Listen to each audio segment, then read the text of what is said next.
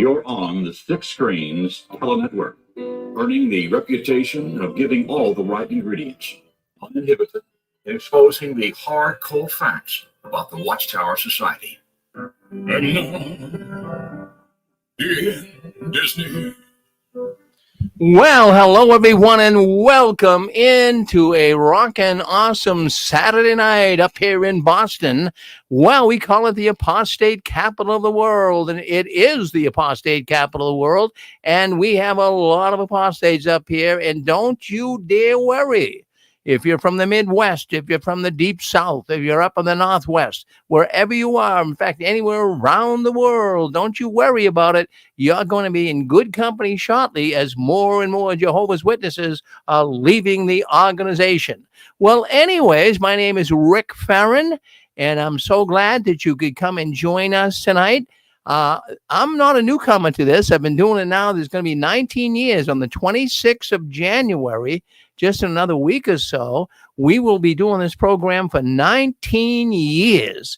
And I am so glad to admit we have never met. I'm not boasting, but I'm bragging, I guess, to some degree, that we have never missed a Saturday night here at the Six Screens. And, you know, I always say the reason why we are here is because you are here.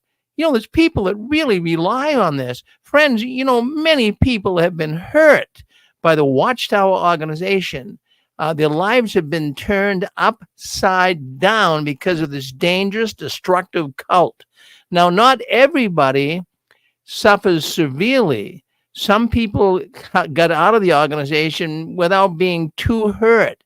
They come out pretty much unscathed. But there's a lot of people that are suffering from deep psychological problems like post-traumatic stress disorder. Some people even become schizophrenic because of this organization, because of the heinous, evil things they do in it. So anyways, you're going to get apostates coming to your neck of the woods. Don't you worry. And you can bank on that. You can take that one to the bank and cash it because there's so many people getting out of the organization right now. All right. So anyways, a couple of things I wanted to mention. If you hear this sound right here,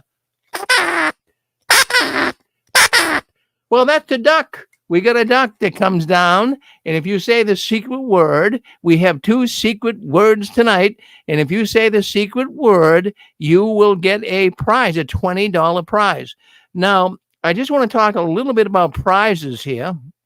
On Christmas, we had a number of prizes, and I'm having some issues. If Canadian protesters listening in, it should be settled by next week. They were giving me some trouble sending stuff through regular mail. They wanted all kinds of custom forms. I can't believe what's going on in this country. They wanted custom forms and where it's going, what it is. Some of this information I didn't even have. So Canadian protester, I'm just going to go ahead and send you. I had some books and I had some magnets and things like that. But because of the custom regulations, I'm just going to send you some gift certificates because you won a couple of prizes that night, 2 or 3. So I'm going to send you some gift certificates. I just wanted to let you know if you're listening in. It'll come through email. And the same thing with you, Debbie. I know Debbie Moore won 2 prizes as well. They got to go email. I'm having some issues just getting this stuff mailed out. It's not like it used to be. Before you could just mail stuff. Now they want to know everything. But anyways, Debbie, you got some gift certificates coming as well, and all those others too. There's a few other people that did win, but you didn't give me the email. And like I told you, don't give me someone else's email. I'm not going to send it to somebody else. It's going to come to you.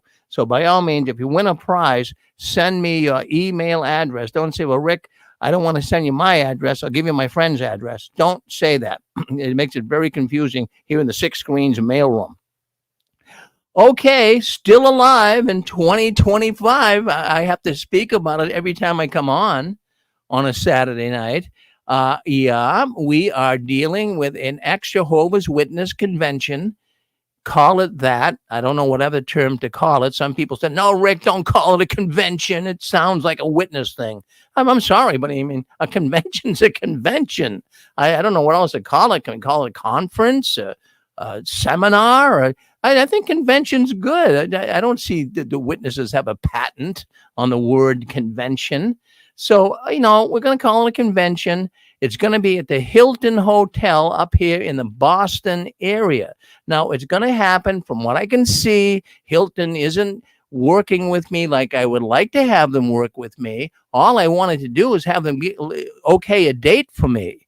So technically, it's going to be August 1st, 2nd, and 3rd, 2025. Now, don't go, ordering rooms yet or anything. They're going to give us a 20% discount, but they can't give us a rate right now because who knows what the prices are going to be in 2025, right? So anyways, just do this for me, if you would. Send me, if you're thinking of coming. Now, I know a number of people have already done this, and I'm just waiting for the date before I send you the tickets so there'll be no confusion.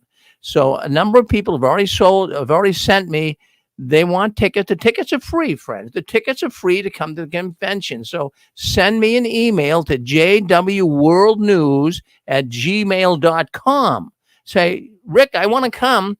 Book me down. Now, as soon as I get the date, I'll send you the tickets. The tickets are numbered, but I don't want to send you a ticket with no date. It's going to cause more confusion than it's worth. So hang in there. I did get all of those that sent. Right now, I got about 50 people.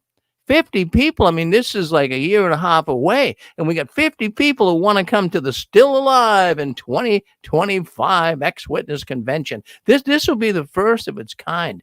Won't we have fun? Aren't you looking forward to it?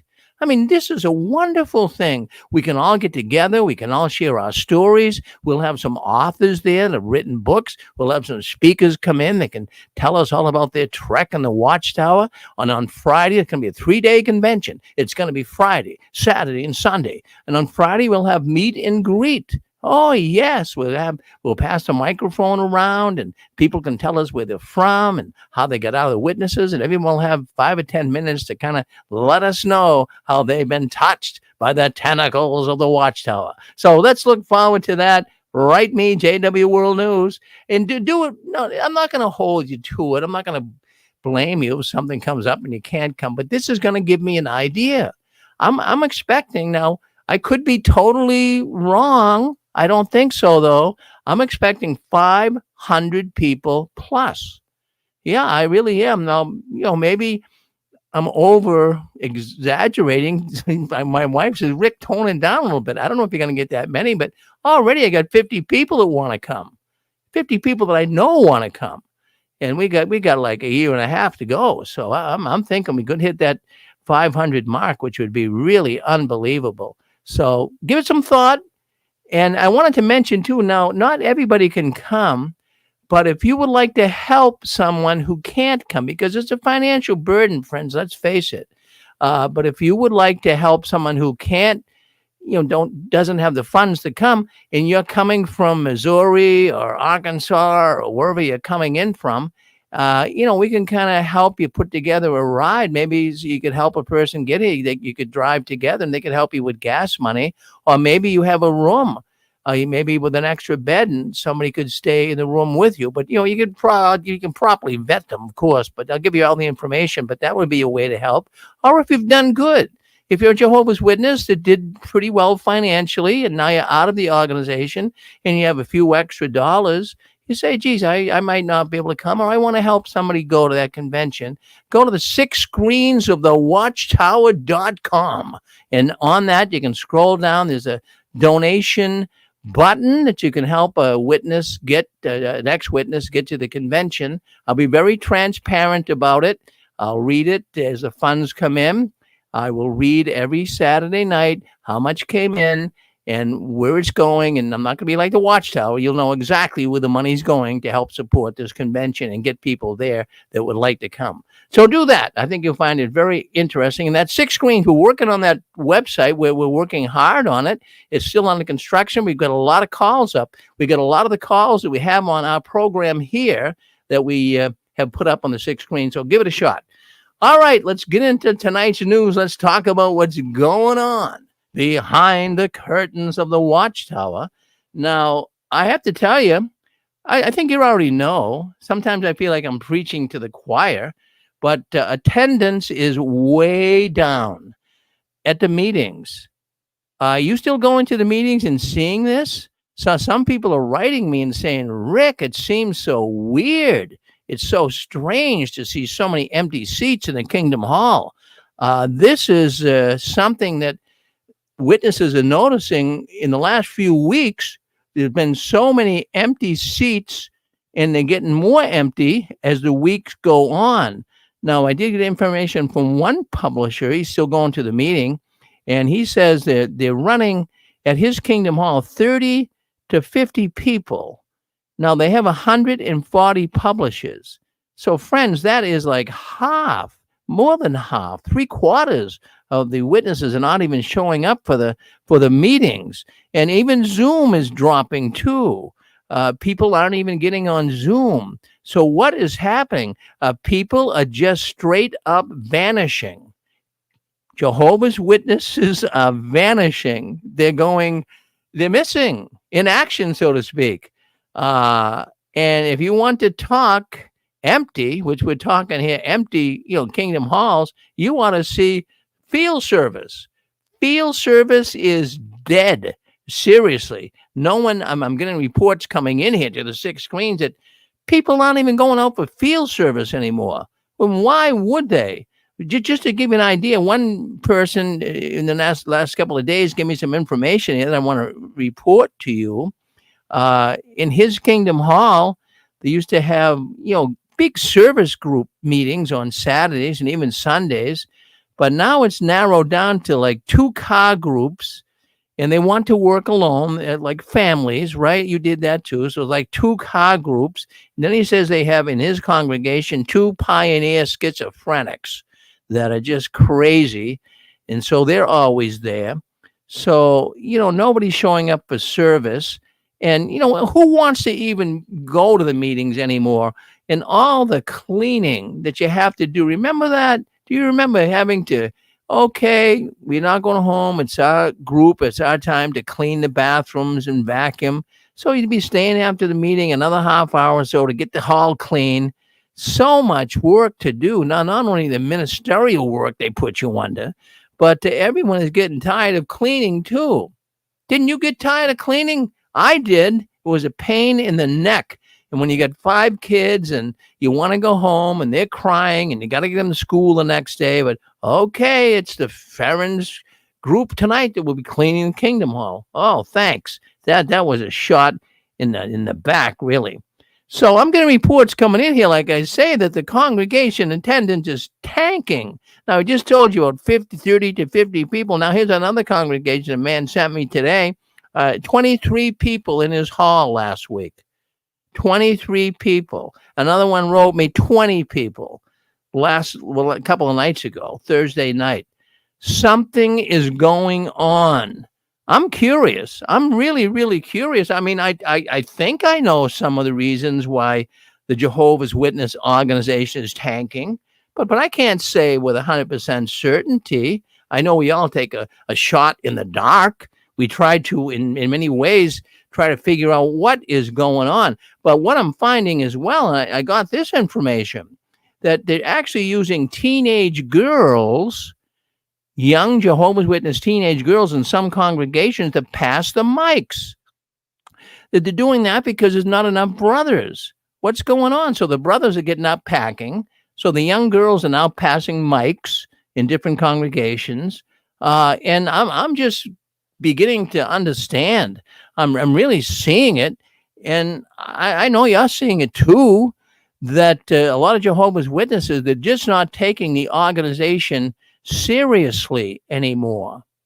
Really? Are you still a Jehovah's Witness? Are you a PMO listening in tonight? Well, we know you're not taking the organization seriously anymore, but I'm thinking even PMEs aren't taking the organization seriously anymore. Friends, I have to say it. I have been saying it right along for many years. This cult is already dead. It just hasn't fallen over yet. The organization has been making so many changes, and they are running out of time. Yeah, they're making changes, and the clock is ticking, and they're trying to do everything they can desperately to turn this into some type of an organization that hopefully will stop the hemorrhage. But we have 2 thoughts on that. We'll give the other thought as well coming up. So The reality is, this is the reality. The stock reality is nobody wants to be a Jehovah's Witness anymore. Well, maybe by saying nobody is kind of an exaggeration. There's still some that want to. But just there's so many that don't want to be a Jehovah's Witness anymore. And the only new members are young children that are raised in the cult. I'm not talking about 16, 17, 18. I'm talking about young kids, 10, 12, 13, 14. They're still, kids really. So they're coming in, they're getting baptized. So that is the new members of the cult. Now, we know that the Kingdom Hall, even I've been getting reports coming into the 6 screens when we talked about all of these mergers, all of the Kingdom Halls that have mergers going on where, they have one congregation and not a lot of people going. So they'll sell that Kingdom Hall off and then they'll merge that congregation with another Kingdom Hall, another congregation. So all of these mergers that we have talked about for the last 6, 7, 8 years, and even the merged Kingdom Halls, the halls that have merged with other congregations, the people are telling me that even the merging Kingdom Halls, the ones that merged, their attendance is down too. So in other words, right here, it happened right here in Wilmington, Massachusetts. I went to the Kingdom Hall. I stopped going, that would have been back in 2005. So anyways, what happened since then is they merged other Kingdom Halls in with the hall I went to. So they had like 4 different congregations meeting there now. And consequently, they merged them all together to give the illusion that there's more people. But now I'm getting reports coming in that even these congregations they merged, all of a sudden, even the attendance is way down. So I'm just thinking, what's going on? You can tell a lot. You can read a lot you can read into it a lot, I should say, from just seeing certain events. When I'm hearing and numerous people are telling me that their meetings are emptied, and then when you see everyone, in fact, the other night, one person here gave me information in the last couple of days that at his Kingdom Hall, the elder got up and said that would everyone please sit in the middle of the Kingdom Hall? Don't sit way back and really don't even sit way down front. If everyone could sit in the middle of the Kingdom Hall, it would make it easier on the one brother who was operating the microphones. Now, also, that same person was telling me that they've never seen an elder hold the mics before, but in his Kingdom Hall, an elder was holding the mics. Now, I never seen that either. It was always a ministerial servant or maybe a young brother that was reaching out. But here we have an elder holding the microphones. Oh my goodness, that speaks volumes, doesn't it? Well, anyways, I know the governing body, they know. Yes, indeed, the governing body knows they cannot stem the tide of people waking up and leaving the Jehovah's Witness organization. Now, here's a thought. I want you to listen very carefully to this. This is a thought, and all of a sudden it started resonating through my mind. I believe this could also be happening, but you'll have to, maybe you can comment when I give the thought on what you think. Is it possible that the Watchtower organization is helping to push people out the door? Are they really doing that by some of these changes and some of the way they're acting lately? Is the Watchtower really trying to push people out the door with some of this latest new light? Are they really deliberately trying to get people out? Especially on the one about being repentant. You can leave the organization and you can come back to Jehovah right up until Armageddon. Now think about this. I want you to think about it. Is the organization, again, I'll emphasize it, are they deliberately pushing people out? With enough people getting out and becoming inactive, not wanting to really be a Jehovah's Witness, loyal witness like they were. Now get a load of this. They can sell off a whole bunch more of the Kingdom Halls. And, they can take ownership of it and sell it off and collect the money. So they look at that real estate, which they have been looking at here for the last few years, as very lucrative. So it could be that the Watchtower is actually pushing people out the door. Get some of these Kingdom Halls that hardly have anybody going anymore and then sell it off. No big deal. So I'm just thinking the diehards, they might continue to go to the Kingdom Hall. They don't know what to do because they've been being a witness for so long. It's going to really be difficult for some of these old ones to accept all of the changes in the Watchtower. And then I often think about the little boy who cried wolf. Do you all know that story? I'm sure you know it.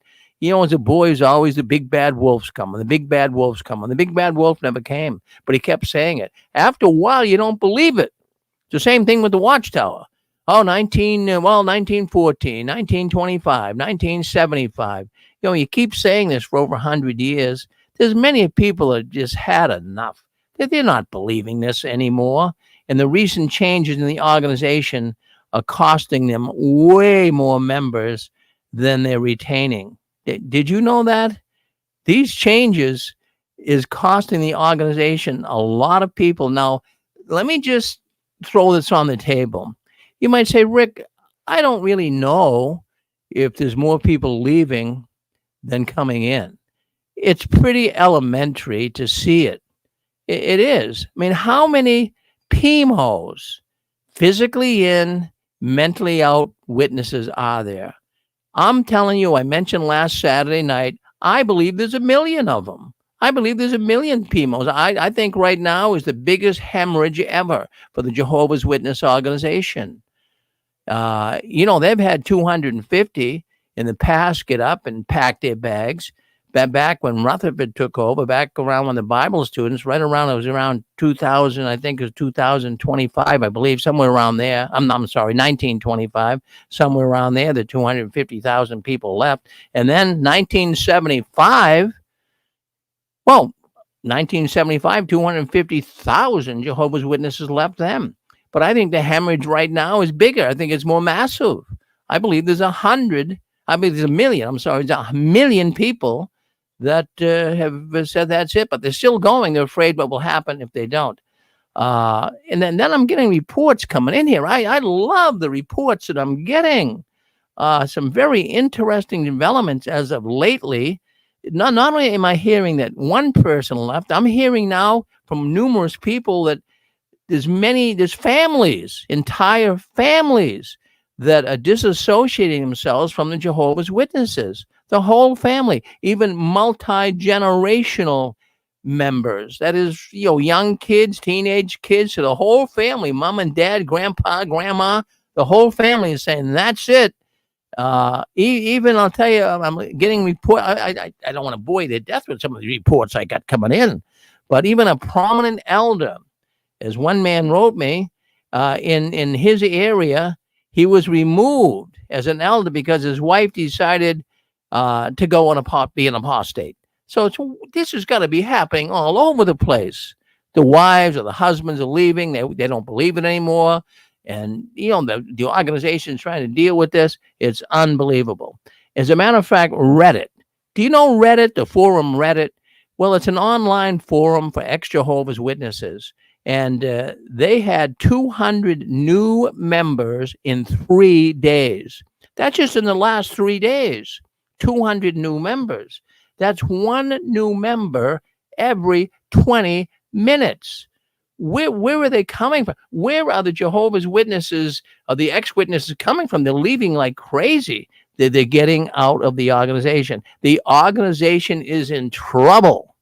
And if they don't make any changes, they're probably going to be in trouble more than they think. If they make changes too fast, like they're doing now, they could also be in big trouble. It's what you call a catch-22.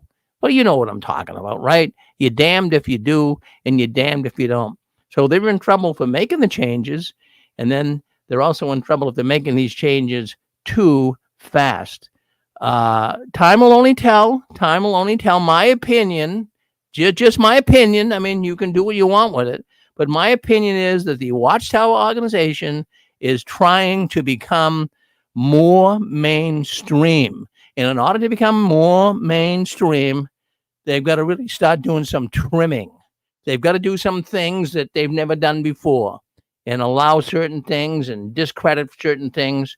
And it'll be way more appealing to people to join that religion. Because who would want to join a religion that you have to report time every month to? Who would want to join a religion where a man couldn't have a beard or have a nice beard if he wanted to keep it nice and trim? And who would want to join a religion that is constantly giving false prophecies? They're going to have to change all of this, and it's coming at rapid fire sequence.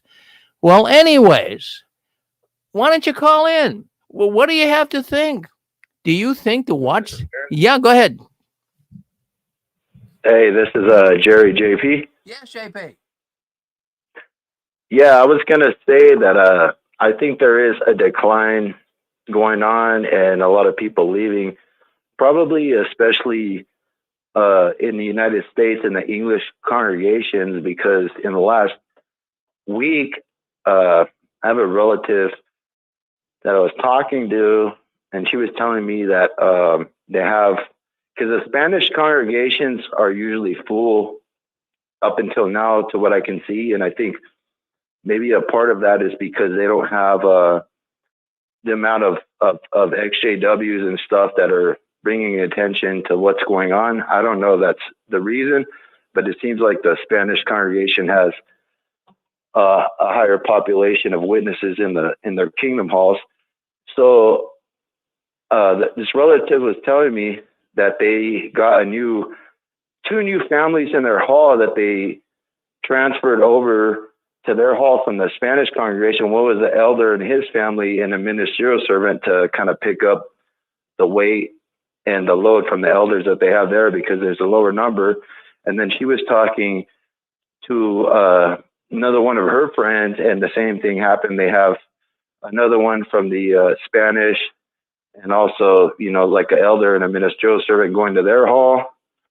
And then a lot of the foreign groups that were local, like the Tagalan and Chinese, they don't meet there at the Kingdom Hall anymore. They either have to go to either a neighboring hall or travel like an hour away to like Los Angeles or something to meet up with those groups.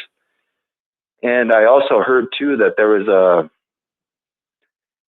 from somebody I know, that they appointed somebody that was 19 years old as an elder in their hall. They're going to be 20 in just a couple months, but that just kind of shows you. And I seen the same thing on the XJW Reddit thing too. Also, another 19-year-old that was appointed too. So that just kind of shows you the decline, or how desperate they are for people to serve in their congregations. But that's all I had to say, Rick. Thank you. Well, thank you for sharing that with us, JP. Always good to hear from you, and thank you very much. Don't you be a stranger. You come back and see you soon. Who else would like to speak up? You're on with us. Go ahead. I believe we got Chicago on the line with us. Let me take a check here. Let me get into my meeting wall. Yeah, that's Stefan. It's funny that you said that, Mr. Farron, because I had actually started thinking that, and it's kind of a long story how I got to that decision, but I do think that they know that with all the changes that they're making, that they're alienating witnesses that have been around any length of time. There's no way that you're going to sit there and hear all of these changes and not say to yourself, what is going on with this organization? And they're alienating that whole set, but they're probably thinking, what do we lose if the older ones no longer are invested in us? They can't contribute their time. They probably don't have very much money, especially if they listen to the organization who told them not to go to college and get a decent education in the first place. So maybe they don't care. So maybe they don't care, the 50-year-olds and up. Maybe they don't care. Maybe they're really just trying to steer things toward the younger ones, because they may not have that context of hearing that yesterday you taught this, and this, and now today you've gone and upturned all of that, and now you're teaching something different. They don't have that context. So that may be actually what they're doing. They may just be eliminating the older ones because they feel like they don't have that much to invest in us anyway, and trying to focus on the younger ones. Well, that's interesting you say that, Stefan. Always good to hear from you. And you may be right on with that, too. But I have to say that a lot of these changes is really ticking off, as I have come to see here in the last couple of weeks. It's really ticking off a lot of the old timers.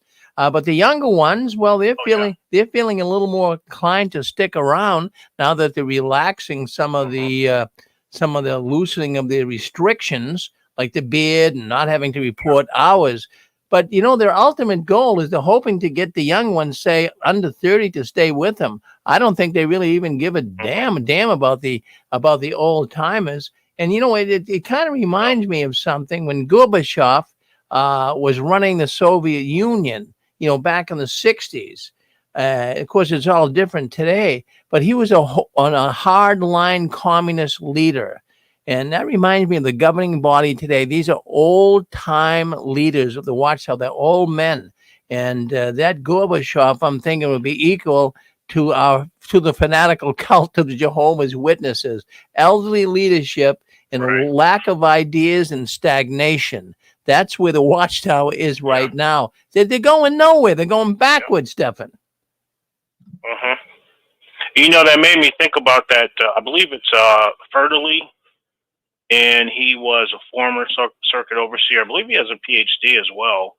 And he used to write a lot of things for Watchtower, especially on 607. But he had enough, and he wrote a book. And one of the things that he really kind of chastised and complained about was all the changes. And I think the one that really grieved him was getting rid of the type and the anti-type. And of course, for his effort, he was summarily disfellowshipped and kicked right out. But I do think that that's what's going on. I think that they know that they're making these changes. They're alienating the older ones. They've already calculated that they're going to lose them, and they don't care, as you just said. And they're just trying to focus on retaining the younger ones. It's maybe the only road they can take. There's so many things, because they're a very private, esoteric, secretive organization. We're not getting all the info. So at times we're just speculating, friends. That's all we're doing, but there's no harm in speculating. We may be hitting the nail right on the head. We don't know, but that's all we can do when an organization like the Watchtower doesn't share anything with us. And they have no reason to share things with an apostate, but they do have reasons to share things with the rank and file, which they never do. I mean, they treat the rank and file like they're some type of stupid people. They should be sharing more information with the rank and file, not just give one bleep sentence and that's it. So the good thing is, Stefan, there are countries, and this is what's making me really happy. There are so many countries right now that have the Jehovah's Witnesses under investigation. And when I see that, I feel, Norway, we'll get into Norway in just a little bit, but, Belgium, Sweden, Japan, United Kingdom, Canada, there's so many countries right now that are looking into the dealings of the Watchtower. They're not happy with the way the Watchtower is presenting itself and how they are so evil to people. Now I'm reading today in Brazil. Now, Brazil is the latest country, and Brazil is very agitated on how the witnesses ostracize fellow Jehovah's Witnesses. This does nothing but tear families apart. So now Brazil is looking into this, and there is a petition taking place right now where witnesses who have been, they're using the term ostracized, but disfellowship. Let's go with that. So ex-witnesses are getting together and they're presenting their case to the government, just like they're doing right now in Norway and like they've done in Japan. So the countries now have a listening ear, and they're beginning to really see how evil the Watchtower organization is. Thank you very much, Stefan. Yeah, go ahead. Yeah. Can I just say one thing? Sure, of course. I think that we have, I thought about you this week. I think that we figured out why Watchtower, and I'm just going to say this real brief because I know you're going to cover it later. I think we figured out why they discontinued the counting of time. And I think it's because the numbers are so low. Why even bother? And I know you're going to talk about those numbers, but I think that that's the reason why they stopped the counting of time. Yes. In fact, let's get right into the service report right now. the service report was released this week, and they did come out with it. So some people were thinking that they didn't even want to do it, but it looks pretty favorable. But I'm going to give you two sides of the story. The first comments I'm going to make is I'm just going to read you what the Watchtower is saying and what their report says. But then I'm going to turn around and have a little rebuttal on it. But let's talk about that service report. Now, the service report for Jehovah's Witnesses would be for the year 2023. Now, let's put that service report under the microscope. Let's examine it. And I want you guys to listen very carefully, because we are looking at an organization that is trying to make things look grandiose. But I have feelings on that. But I'm just going to give you the report. At first, I'll just give you what they say. Then we'll talk about that later. But let's just go with this. The branches of Jehovah's Witnesses are down 1. In the year 2023, there was 85 branches, and that's down 86 from 2022. So that might be because of the Hong Kong Bethel. We know just within the last few months, Hong Kong Bethel was closed. So that might be the reason right there. So also the number of lands reporting. I'm just giving you the reports here. I'm not going to give any comment until I'm done giving it to you. Then we can all talk about it together. But just to give you an idea, let's just talk about the number of lands reporting. Remember how the Watchtower used to always brag, and they still today, oh, we're in so many lands. We have all these countries reporting. Well, the number of lands reporting for 2023 were 239 lands. Now, that would be the same as 2022. Okay, so no change there. Now, notice this. Total congregations are up for 2023. Total congregations, 118,177. They're up from 117,960. So that would be an increase, but a minuscule increase at that. It was just only 0.18% or 217 more congregations. Okay. I'm just giving you their figures. I'm going to come back and give you my little rebuttal on this. All right. So let's take a look here. The real metric that they should be reporting on here should be how many kingdom halls were closed down in 2023. Well, they're not going to release that information, right? Why would they? They don't have to, but that would be what I'd be looking for. How many congregations were closed down in 2023? There had to be a ton. Now, is it possible that they are artificially increasing the number of congregations to show an increase? In other words, are they lying? Well, you be the judge of that. I'm going to get more into that. But are they artificially increasing the number of congregations? I wouldn't put it, well, I'm not going to get into the negative part of it. We'll get to that in a second, okay? Okay, so let's talk about the worldwide memorial attendance. Now, that is a big thing. In the world of the Jehovah's Witnesses, the biggest event of the year is the memorial, and they do everything they can to get people to come to the memorial. Now, the memorial attendance for 2023 was 20,461,767. Now, that was up. That was up because in 2022, it was 19,721,672. So there's an increase of 7.75 increase, or 740,095 more attendance. All right, let's stop right there.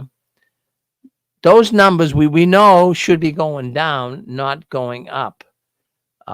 So they actually had 750,000 people to come to the memorial and deny Jesus ransom by denying the bread and the wine. Now, what type of a Christian organization, every Christian organization that you know of, when people go and they partake of the emblems, they partake, they're Christians.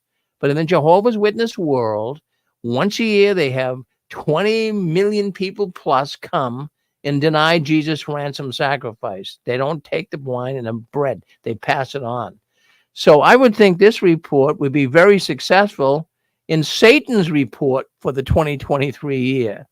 It certainly is not critical indicator of the success of the Jehovah's Witness religion. So partakers worldwide, 22,312. So in 2023, there were 22,312 partakers. Now that was up from 21,150 in 2022, or a 5.49% increase, or 1,162 more. What is causing more Jehovah's Witnesses to become partakers? This is baffling to me. Now, when I was in the Jehovah's Witness organization back in 2005, and, I'm not trying to sound special, but I was of the anointed class, and the anointing told me to get out of that organization. But just to be quite frank, back in 2005, when I was this fellowship, there was only 7,873 or something like that anointed. But now there's 22,312 anointed. What's up with that? This is absolutely over the top. That number keeps going up. Why does that number keep going up? It's baffling. So all of these new ones, perhaps they could be a potential candidate for Tony Morris' seat in heaven, who was removed from his position last year. I'm just kind of joking with that, but that's a possibility. So it's not a real critical indicator of the Watchtower growth by having more participating or partaking in the emblems. It doesn't really do anything to show me the Watchtower is growing. If anything, it's showing me the Watchtower isn't teaching the truth, because more and more people are partaking. So that's just a thought I have. Now, I want to continue on with this. Now, this one is very, very disturbing to me. Peak publishes. That is the main thrust of the report. What the Watchtower would be always looking for is more and more publishers. So the Watchtower is saying that in 2023, there was 8,816,562 publishers. Now that would be up from 2022. In 2022, there was 8,699,048 publishers, or 0.35% increase. So they're saying that they have more publishers, 8,816,000. I'm going to rebut that in a while, but that's what the Watchtower is reporting. I have to say they're still treading water, because that is really a minimal increase. And it can, well, just to give you an idea, I mean, if they're looking at the 2022 numbers, and now they're saying they have peak publishers of, up a 1.35% increase. Now, remember, back in 2022, people were still kind of coming out of COVID, so they really weren't doing too much. So 2023, people came out and they began to really become Jehovah's Witnesses once again. So that is an increase according to the Watchtower. But I have to tell you, I read these figures and I'm having a hard time with this, that Jehovah's Witnesses are increasing, because how can they be increasing? Well, we'll get into that in just a little bit here, but how the heck can they be increasing when we're seeing all the kingdom halls merging and shutting down and being sold off? I mean, the numbers really should be higher. The numbers really should be higher. It's a minuscule increase from 2022, because at that time the witnesses were still experiencing restrictions on their ministry engagements due to the pandemic. So obviously the numbers are going to go up once the restrictions have been lifted, but the numbers should be higher. The numbers should be higher. They just shouldn't be up just a little bit. They should be up a whole lot.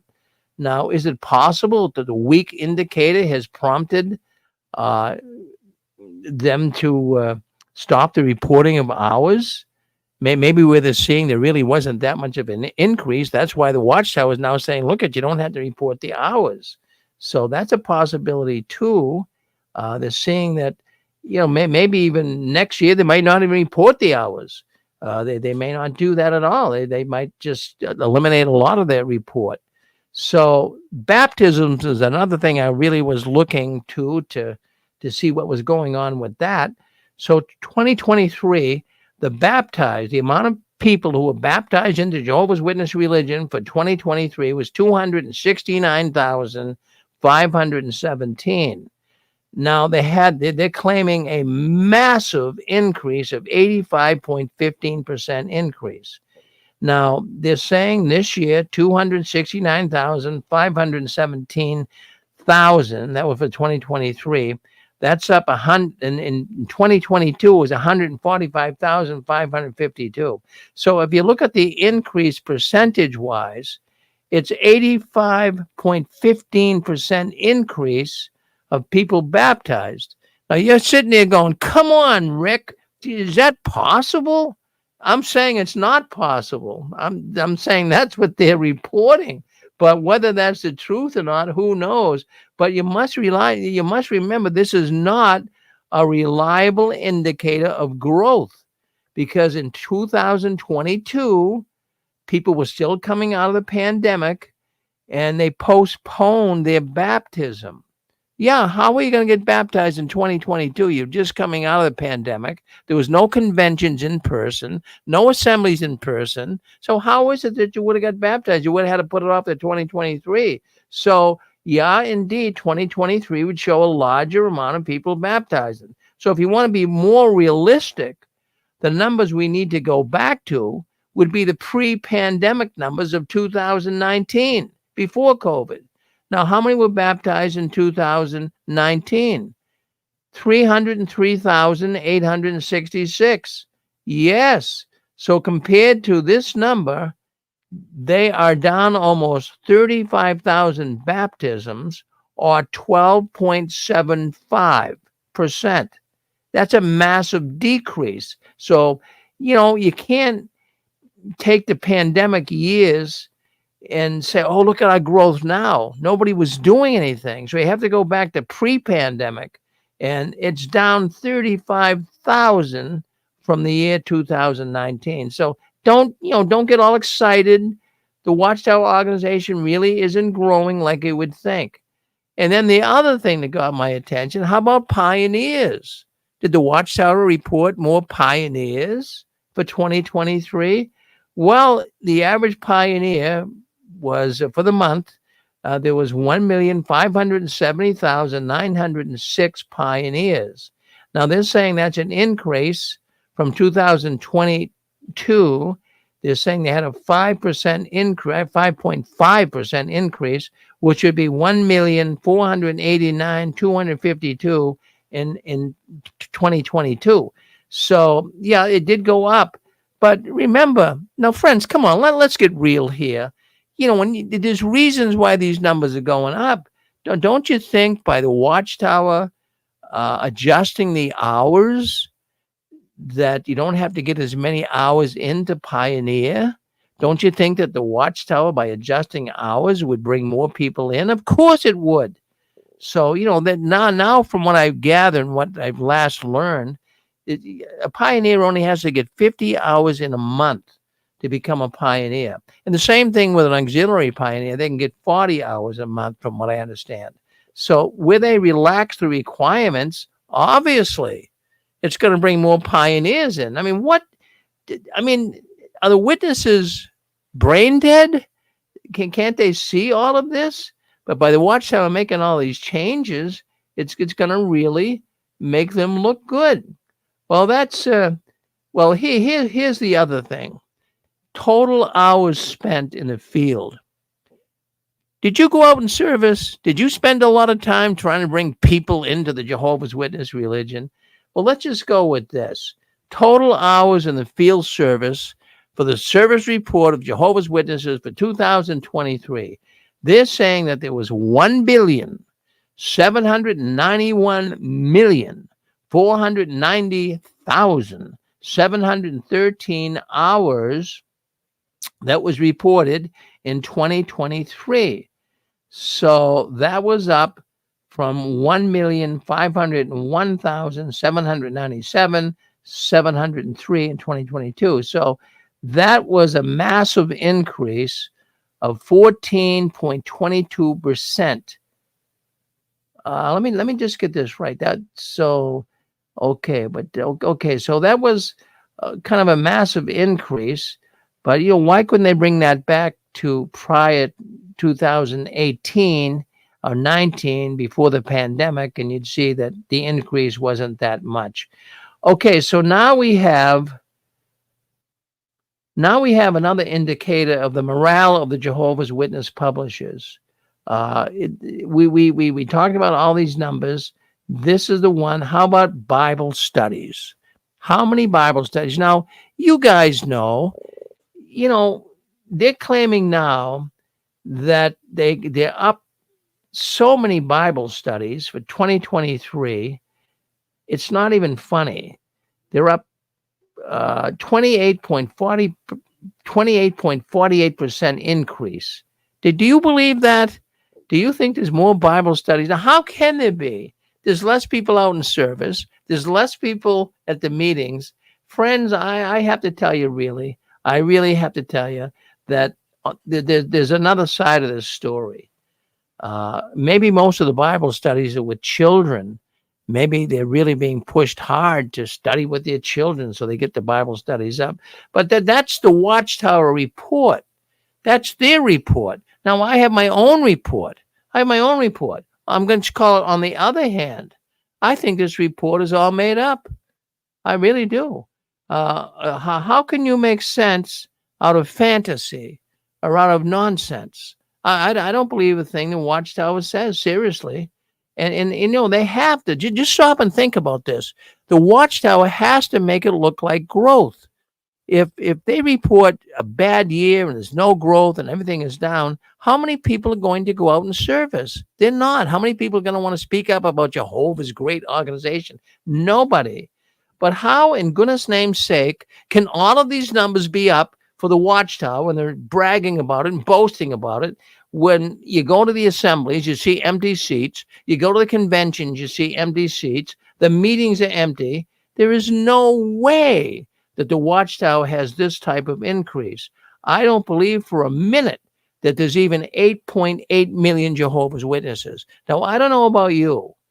But I will tell you, I don't believe there's 8.8 million Jehovah's Witnesses. I am getting reports coming into the 6 screens that people are still being counted as a Jehovah's Witness, and they left 11 years ago. But they're still being counted as being one of Jehovah's Witnesses. They became inactive. They never disassociated. They never witnessed fellowship. There's probably millions of people in that category. So they're just still counting some of these people. And I'm glad that most of you listening to this program tonight, I think most of you are realizing how fake these numbers are. Yes, I've been saying it for years. The Watchtower cooks the books. I don't believe there's 8.8 million Jehovah's Witnesses. I'm sorry, I just can't do that. I mean, I have no, irrefutable proof of it, but just based on some of the information that comes into the 6 screen should be enough. I mean, it's like the CIA gathering intelligentsia. You gather some things and you say, wait a minute, something's not adding up here. I don't want you to get confused. But I'm wondering that there might only be about 4 million Jehovah's Witnesses. There might only be about 4 million, maybe not even that many, but they got to make it look like the organization is growing. How can it be that? Like I say, conventions, assemblies, there's nobody there. All of the empty seats, we've been showing them right along here on the 6 screens. It's just absolutely nuts that they continue to talk about this increase. And then the people writing in, as I said earlier, they're seeing a 40 to a 60% decrease in congregating meetings. Many kingdom halls have been sold off. Many foreign language congregations have been shut. Pioneers can make fewer hours, and there's increase in hours, an increase in baptism, an increase in Bible studies. So that's one of the reasons for the increase. But to say they have 8.8 million people, I'm not buying it. I'm sorry. I'm saying that if you believe it, there may be a few remotely believing this baloney, but it's all delusional. Yes, I do believe that they have been fudging the numbers for many, many years, and I believe they're doing it here right now. They have lied. They have lied through their teeth. As a matter of fact, even one person who gave me some information, it was quite complicated. It seems like he might be a mathematician of the highest order, but he says you can really see that they're not telling you the truth just by just by the population that they compare their witness organization to. For example, they'll say like in such and such a country, there's so many people that like Nigeria or other countries, they'll give the population of the country, then they'll say like we have 5% of the people in such and such a country are one of Jehovah's Witnesses, and the numbers they use there are phony. He says if you get in and you check the population, get on Google, check the population of certain countries, that they're just making this stuff up. So why wouldn't they make up all of the other numbers they're using here for their false report on the 2023 service year? Lies, lies, lies. That is what the Watchtower is. One big lie. Friends, it's when you get down to the nitty gritty of it all, numerical manipulation. That's right. Numerical manipulation. Now, where did I get that term? Well, I got it. There's a book out, How to Lie with Statistics. Did you ever hear of that book, How to Lie with Statistics?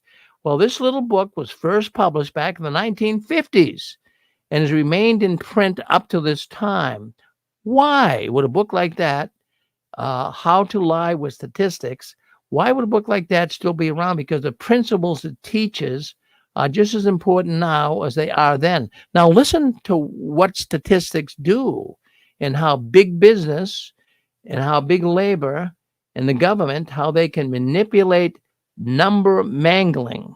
They can mangle the numbers to indicate changes in prices, wages, unemployment, and they can actually use this to their benefit, and how the government's policy they'll lie right to you in order to bend the truth to get certain taxes passed or certain wages passed or whatever they have to do. So the book deals with all of this and how the governments and how the big religions and how big organizations will play with the numbers and how they can bend the statistics and they can use it for their own good. Well, that's exactly what the Watchtower is doing.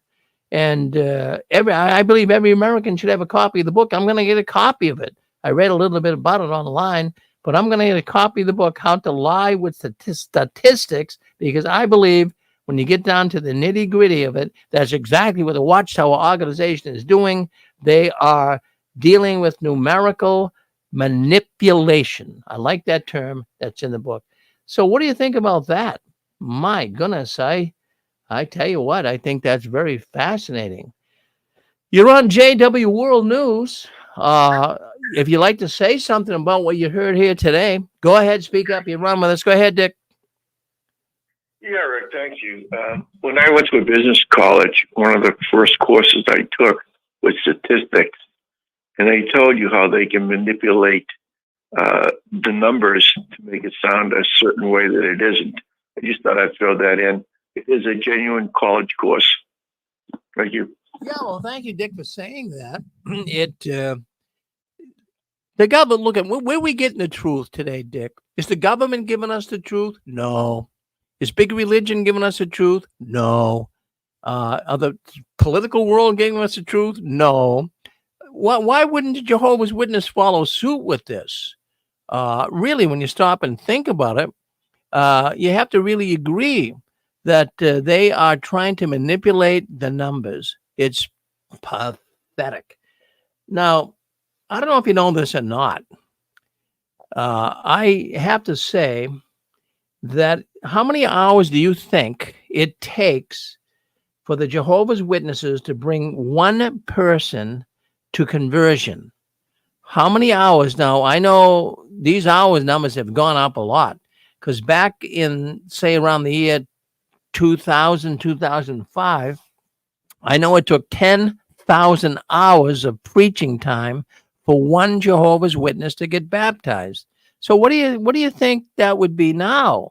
What do you think the latest mathematical statistics, according to information I have here, just by doing some numbers, the amount of hours measured by the amount of people baptized. How many people does it take today to bring one person to baptism in the Jehovah's Witness religion?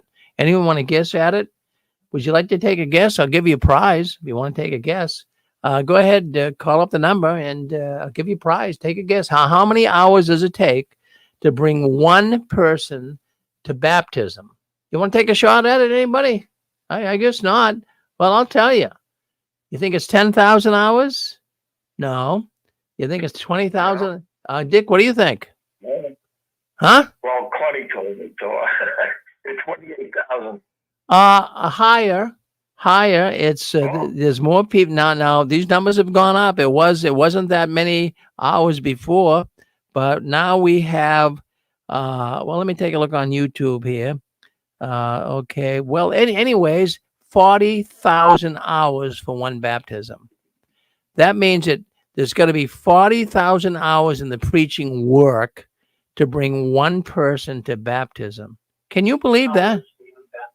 That is unbelievable. That means it's going to be 40,000 hours in the preaching. Okay, Tom, did you want to say something, Tom? And get to shut YouTube off. Tom, if you're going to come on, whoever that is from New Hampshire, shut your YouTube off and say hello to us.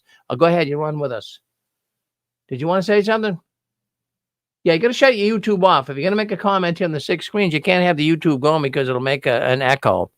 But, okay. Did you... Mr. Farron? Oh, yes. Yes, sir. This is Stephen again. Yeah. I was just reminded when you were talking about the number of witnesses, I was reminded in one of Barbara Anderson's programs not too long ago, but she reiterated that there's really only between maybe 3 to 2 million active Jehovah's Witnesses. That's all there is. 3 million to 2 million. They can inflate the numbers however they want, and some of it is exactly what you just said. It's people who are no longer witnesses, but maybe just never wrote that letter. Forgot the name of the letter, but never wrote the letter. But even if they had written the letter, there's no guarantee that Watchtower would have removed them, from their ranks for reporting purposes. But there's only between 2 to 3 million actual active witnesses, according to Barbara Anderson. Yeah, I do remember her saying that. And it's very hard for us to really know for sure. But I really don't believe, and I don't think you do either, Stefan. I'm not trying to put thoughts in your head, but I don't think you believe there's 8.8 million either. I really can't see it. No, how can the number be the same for the last, 20 years? It's been 8 million. There's no way. The number has always been fudged. It's a bogus number. All of these numbers are completely bogus. There's no way to check it. And we know, as you mentioned before, this is such an insular organization. They will lie. They have a whole policy of lying, the spiritual warfare. And there's no way to go and fact check what they're presenting in the first place. So we just have to look at what we see going on around us. Kingdom Hall closures, the mergers, all of those are indications that they have less people. It doesn't matter what the numbers are because they're fudged anyway. I'm with you. Thank you. Thank you very much, Stefan. Okay, we get New Hampshire. Go ahead, New Hampshire. Oh, hi, Rick. It's Kevin up in Barnstead, New Hampshire. I was watching a YouTube video about, I always thought the name The Watchtower magazine, The Watchtower, was like from Bible times, like an Israelite on a watchtower. And someone just did I think it was like 2 months ago. I'm trying to find, I wrote it down. Who did that? And he said it was from the tarot cards, the divination, to do the devil divination, the cards that you lay out, like playing cards. Right. Divination. There's a card that's the Watchtower. And that's where they got the name the Watchtower, from a divination card. I don't know if that's true or not. Oh, well, Kevin, that is true. Well, it is true. I mean, there's a tarot card named Watchtower. Yeah, I mean, we do know the Watchtower is steeped in occultism. So whether they directly, took it from that tarot card Watchtower information or not, I don't know.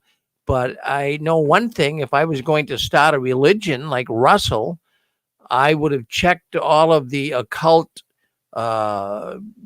definitions and made sure that the name I chose wouldn't connect with the occult. But sure enough, it does. Yeah, well, he was a Freemason, and I think the Freemasons are kind of into that stuff too. So to me, it's like just an offshoot of the Freemasons. But I was thinking, with what you were saying, how many are left at the Kingdom Hall? Was it 25 left?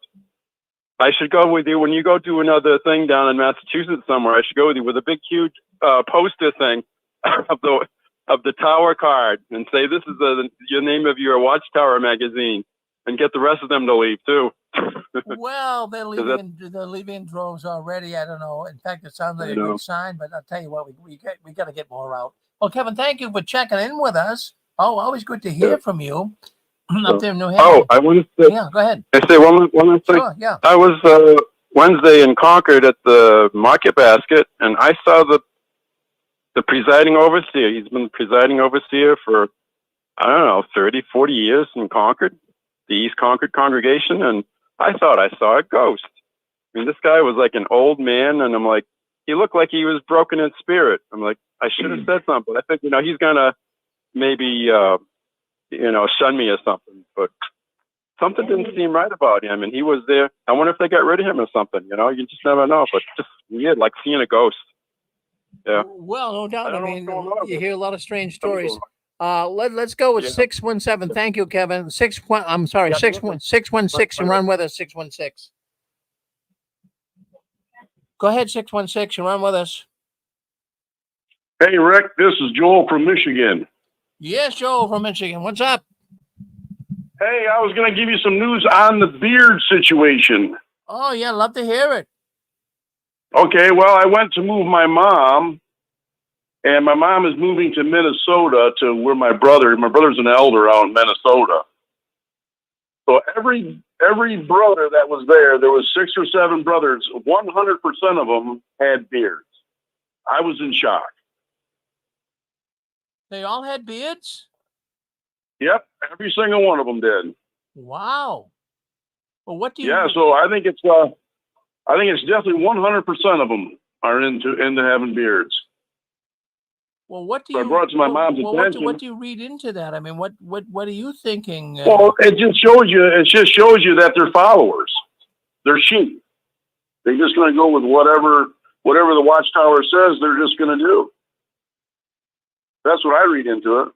Oh, that is unbelievable. So that's in your mom's congregation? No, this was my brother's from Minnesota and my mom's from Grand Rapids area. Grand Rapids, Michigan.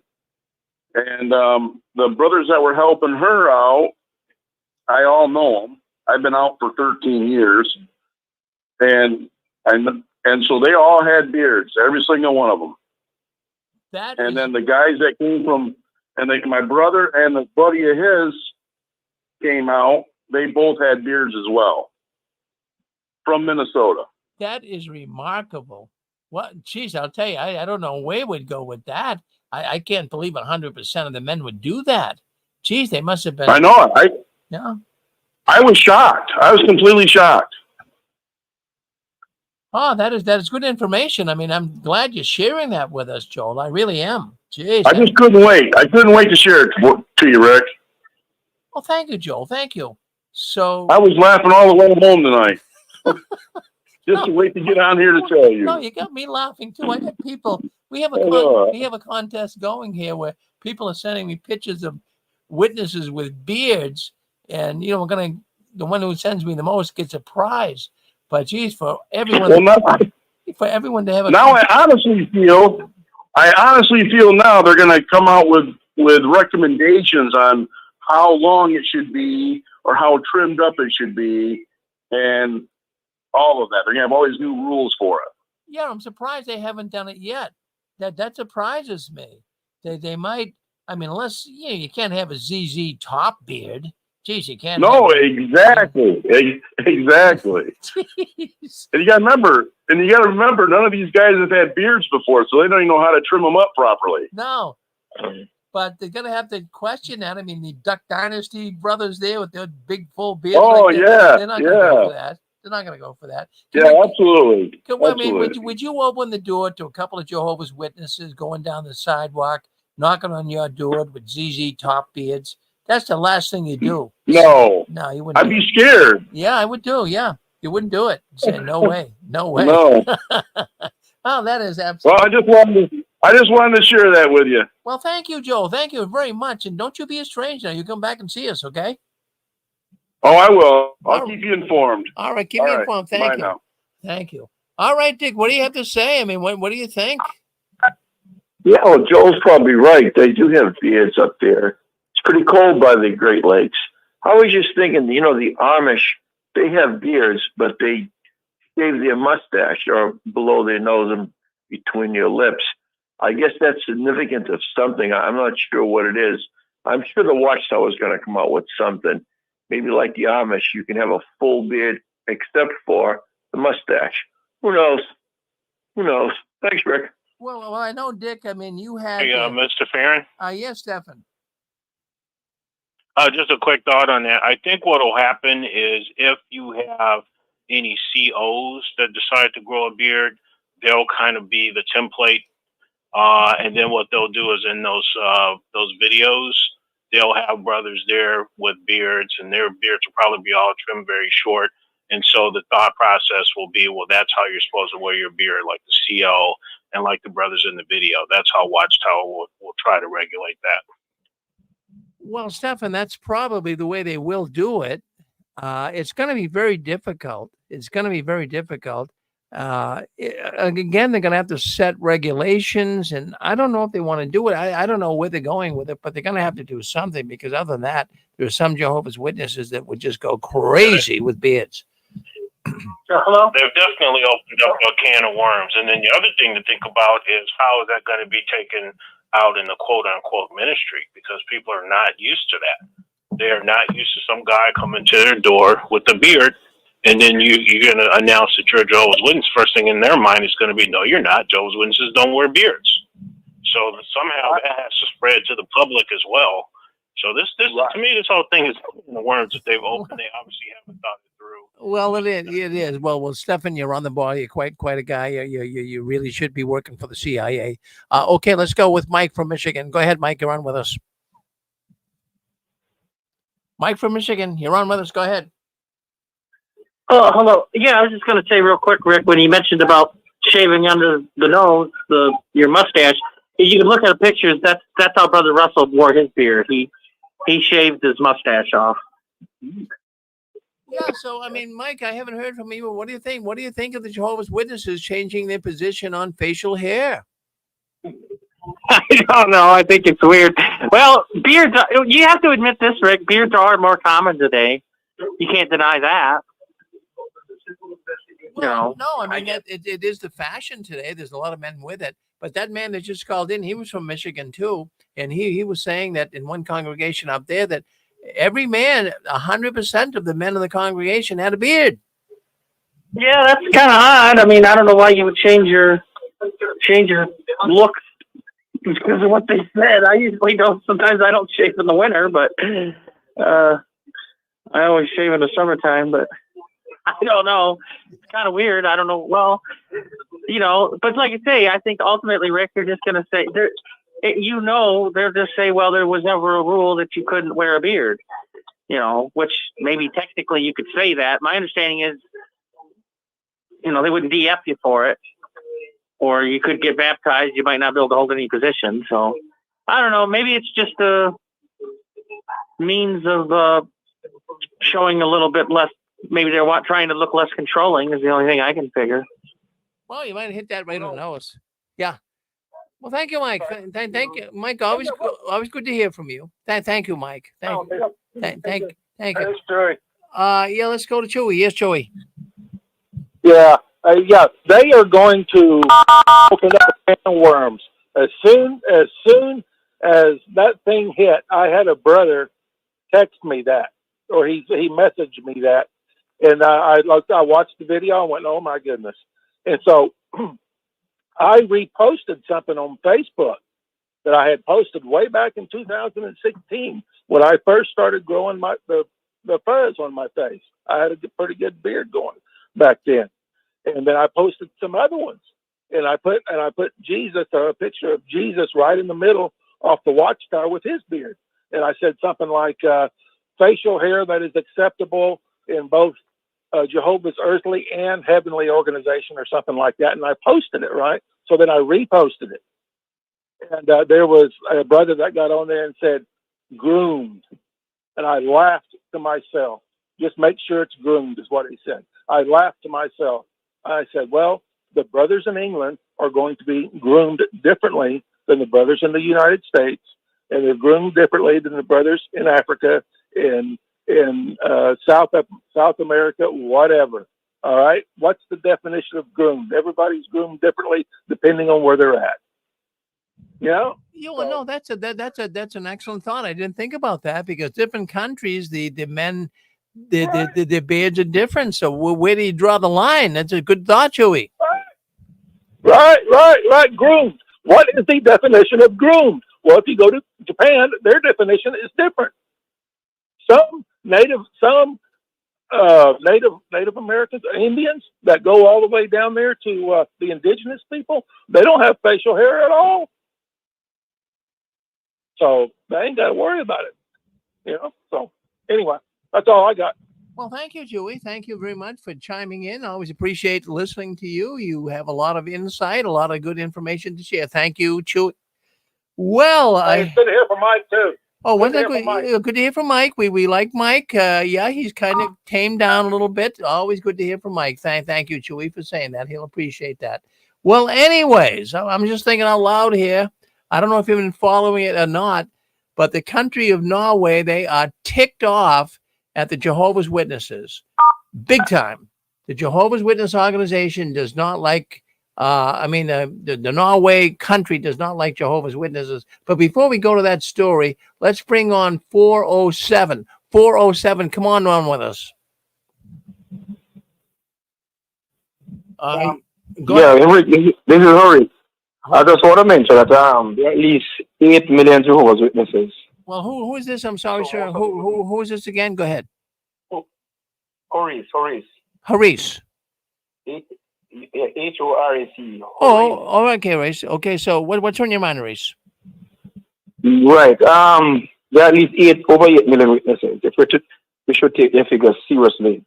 So most of those who were baptized were Jehovah's Witness children. That's point number one. So I'm actually agreeing with you that the figure is being cooked. And secondly, for those who were secretaries before, when a publisher misses a month because they forget to turn a report, when they report the next month, they double that publisher. So the publisher is added twice. So these are some of the tricks sometimes that takes place and can increase or inflate the publisher's number. So I agree with you that they're basically cooking the figures. Next year, you'll get a true picture as to what is happening. Thank you very much, Rick. Respect. Be good. Oh, thank you, Harish. Now, I think this is the first time on here, right? Yes, I am, but I listen to you regularly. Well, thank you, Harish. Thank you for coming on. And you're right. Let's see what next year brings, because I think that's going to be the big year. Thank you. So you do believe the Watchtower Harish is cooking the books, right? They're not telling the truth. I believe Harish thinks that. I don't want to put words in his head, but I think that's what he was saying. Well, thank you, Harish. Well, anyways, Hey, yeah, go ahead. Yep. Hey, Rick, it's Dan. Yeah, I was just listening in. I thought it was interesting, that book you mentioned. I think that's an interesting book, and it'd be worth reading myself, because we are looking at falsehood at a real high level with our government, with everything that's going on. I mean, we're just getting psyops and this and that. And I was thinking about Watchtower. The assemblies were a complete slap in their face. I mean, all the lies. Here's the thing, Rick. They have lost their sales force. We were real salesmen when we were witnesses. We knew how to come across to the standpoint of the other person's. Hey, do you believe in Jesus? We believe in Jesus. We knew how to overcome objectives. We used our Bible. And for the past 4 years, they're not doing that. They're coming to the door with a tablet and some kind of crazy video. I mean, we had a lady come to our door one time, and she goes, hold on 1 minute. And we're like, yeah, what are you doing? And she had this big ass tablet, and she was trying to load up a video, and it was slow. It was like, I don't know if it didn't have internet, but it was like, we're Jehovah's Witnesses. And it's like, and the lady was grinning from ear to ear. And Rick, there is no sales force. If there's no damn sales force, there's nobody coming in. And that's the bullshit that these guys are running. There is no sales force. That's gone. The sales force is gone. You don't have to turn in time. They're not going door to door. You don't bring people in standing there with a dumbass cart and holding some cart with a grin on your face looking at your cell phone. So it is all BS. And I have to say, I'm going to say it like this. You know, if Watchtower's moving their lips, they're lying. They're like politicians, and they're no different than the world. They're running psyops. They're running bullshit. They're saying it's growing when it's not growing. They're just a pile of shit. And that's the way it is. And I like that you brought out that book, because we've got to be open up to that. We're in a false world, everything's false. I mean, people are cloned. We don't know what we're seeing. We don't know the numbers. I remember a little while ago, Fox News came on and said, look at all our new equipment. They showed a whole new damn studio. And the first thing I told Angela is, look at all those knobs and dials, and oh shit, we can turn it up, we can turn it down, we can turn on the red alarms.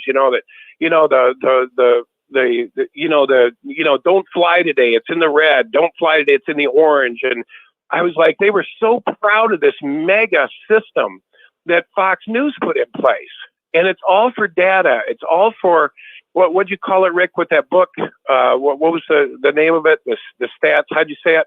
I believe it was the statistics that lie. Yeah, it's all BS.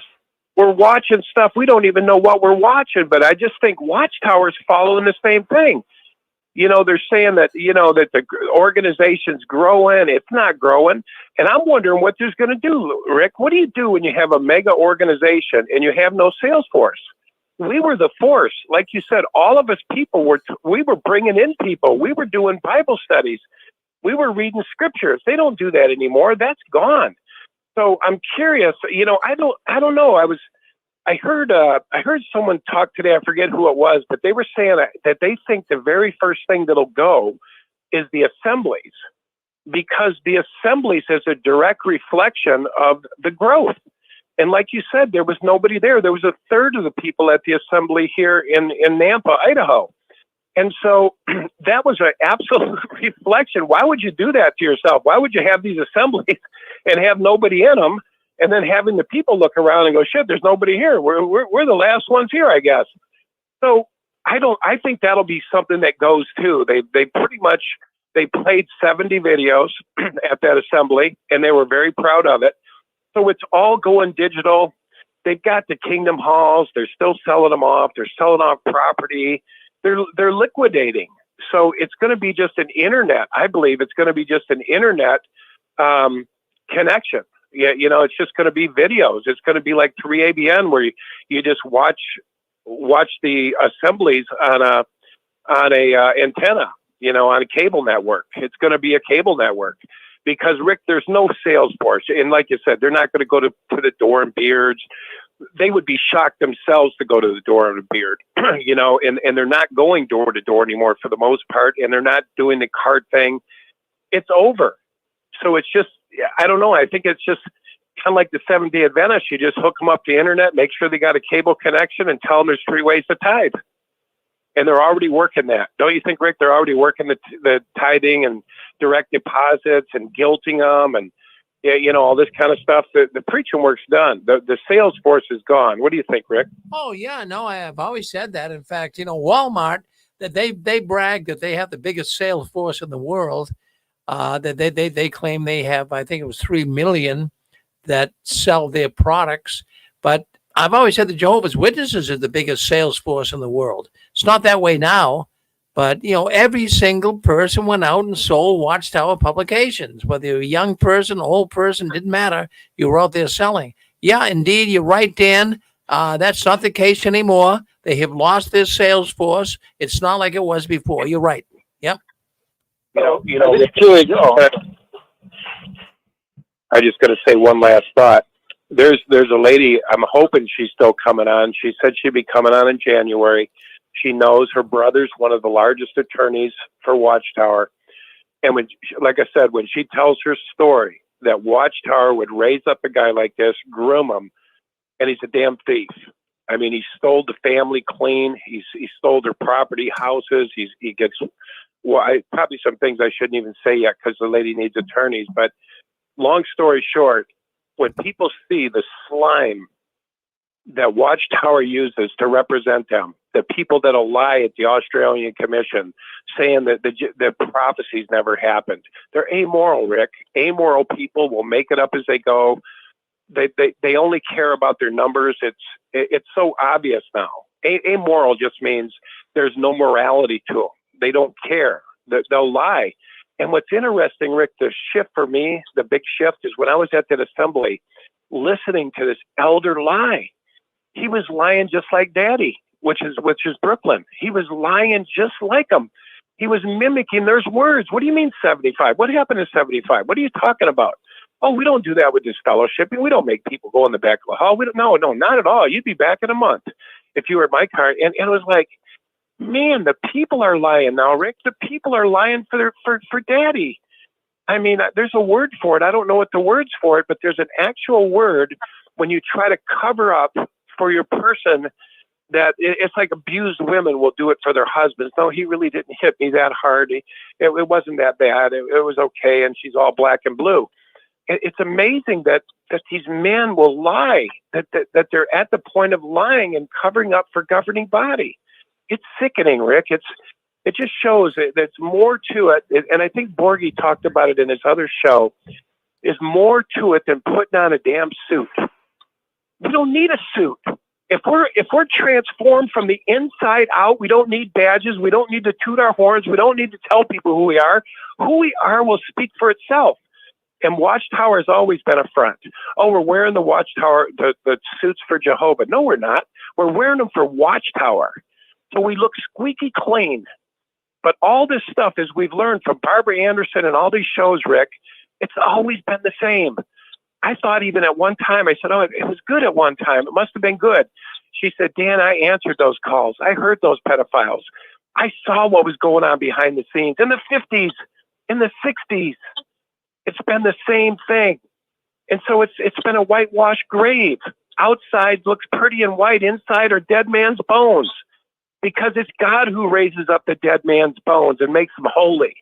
From the inside out, not from the outside in. And that's what we were all a part of. That's why so many witnesses fall apart after that and, just come to pieces. Because it's an inside job, and Watchtower's a fake infrastructure. But anyway, Rick, I know other people want to talk. Go ahead. Well, we love to hear from you. Dan, go ahead, Chewy. You're on with us. Go ahead, Chewy. Yeah, there was a YouTuber that's resurfaced, a Cali girl. I don't know whether you've seen her. She's back on. She's back out in California, and she's doing the cart thing. And he ran across these two dudes. I will give them credit because I don't think that was their native language, but they spoke good enough English. They should have been able to give a defense better than they did. And I guarantee you, they were bumbling all over the place. It was pathetic to listen to them. And she took it easy on him. She even said she took it easy on him when she left him. Because she says, yeah, I didn't want to pressure him anymore. I mean, but if I was to let my mother listen to the defense that those two guys put on there, she'd stand up out of her grave. I mean, that's bad. It was bad. It was horrible. I couldn't believe they went down that far as their being able to defend, to have a decent conversation with somebody. It's awful. Thanks. Well, you're right, Chewy. It is awful. And I'll tell you something that's even more awful is what's going on in Norway this week. Now, we all know we've been talking about Norway here for a number of months. But the Norwegian government says they are ticked. They are upset with the Jehovah's Witness religion. The Jehovah's Witness religion shuns people, kicks young people out of their house, ostracizes them, disfellowships them. The country of Norway is upset with the Jehovah's Witnesses. Now, this week, there has been some hearings. The Jehovah's Witnesses have lost their financial charity status. Like I told you folks before, in Europe, Jehovah's Witnesses got paid from the government. In fact, sizable amounts. In Norway alone, they were making close to, $2 million, close to it. But the Norwegian government said, no, we're not going to pay you that money. We're not going to give you that money as a charity under the laws of Norway because you shun people. You ostracize, that's the term the Norwegian government uses. You ostracize especially young children in the Watchtower, young kids. So anyways, there's been hearings this week. The Watchtower, and I don't know what the Watchtower is thinking. Why drag your name through the mud? So they're coming to the Norwegian government and they're saying, look, we don't want you to cut our charity status. We want that close to $2 million. And we don't shun people. We don't hurt people when they leave the Watchtower. That's what the Watchtower is telling them. So anyways, the country of Norway is playing this video. It's a 2016 convention video. I'm going to play a portion of it. This was a video that got a lot of people out of the organization. And it's about a young girl that had some, immoral relationships. Let's go with that.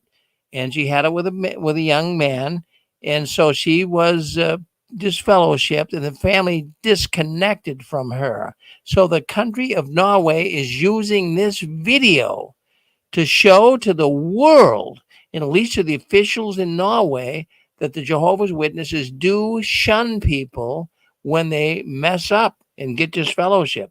I'm going to play you a clip. Now, this is a clip. This is the clip that is being played to the Norwegian government, and they can show the Watchtower that, look, even though you come on here and tell us that there is no problem with leaving the Watchtower, there is a problem.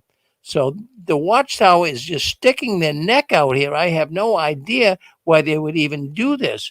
This video is indicting. Let's play the video. Let's do it right now.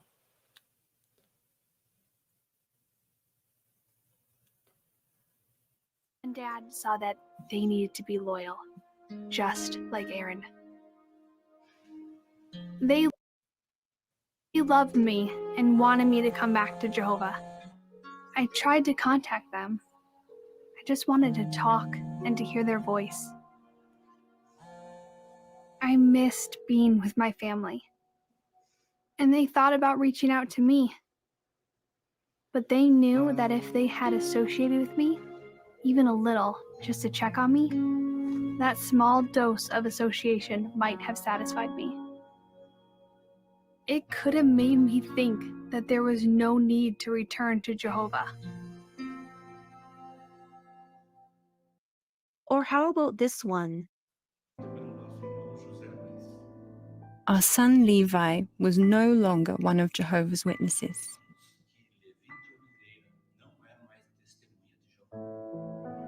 The elders and friends in the congregation were so supportive and understanding. Many of them watched Levi grow up, give his first talk, get baptized.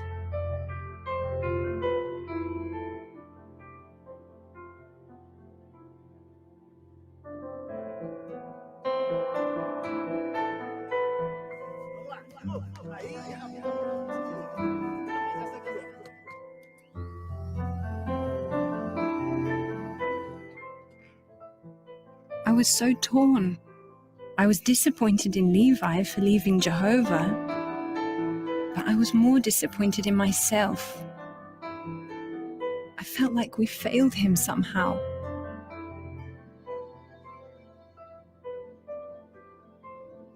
I kept wondering how he was doing.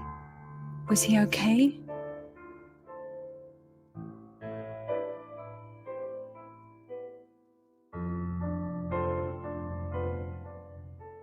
Then, as hard as the past few weeks had been, it just got harder. I knew what the Bible said about quit mixing in company with anyone who is not living according to Christian standards, but I never thought that scripture would one day apply to me.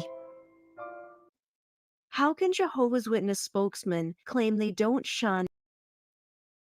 Well, we're going to stop that right there. I think you guys will realize what we're trying to do here. These were videos. These were videos played to in fact, in the Norwegian court case right now against the Jehovah's Witnesses. The Jehovah's Witnesses Watchtower is trying to get their money. And anyways, the Norwegian government is saying, wait a minute, we're not going to give you the money because you shun people. The Watchtower is saying, no, we don't shun people. But what about these videos? Those are 2 videos they're playing to the people, showing them. And then how can they deny that they don't shun when you have videos like this that are readily available? What is the Watchtower thinking? I would love to see the faces of the Jehovah's Witness lawyers when these videos are played. How do you really combat that? Aaron? Yeah, go ahead, Stephen. Yeah. Just a quick thought.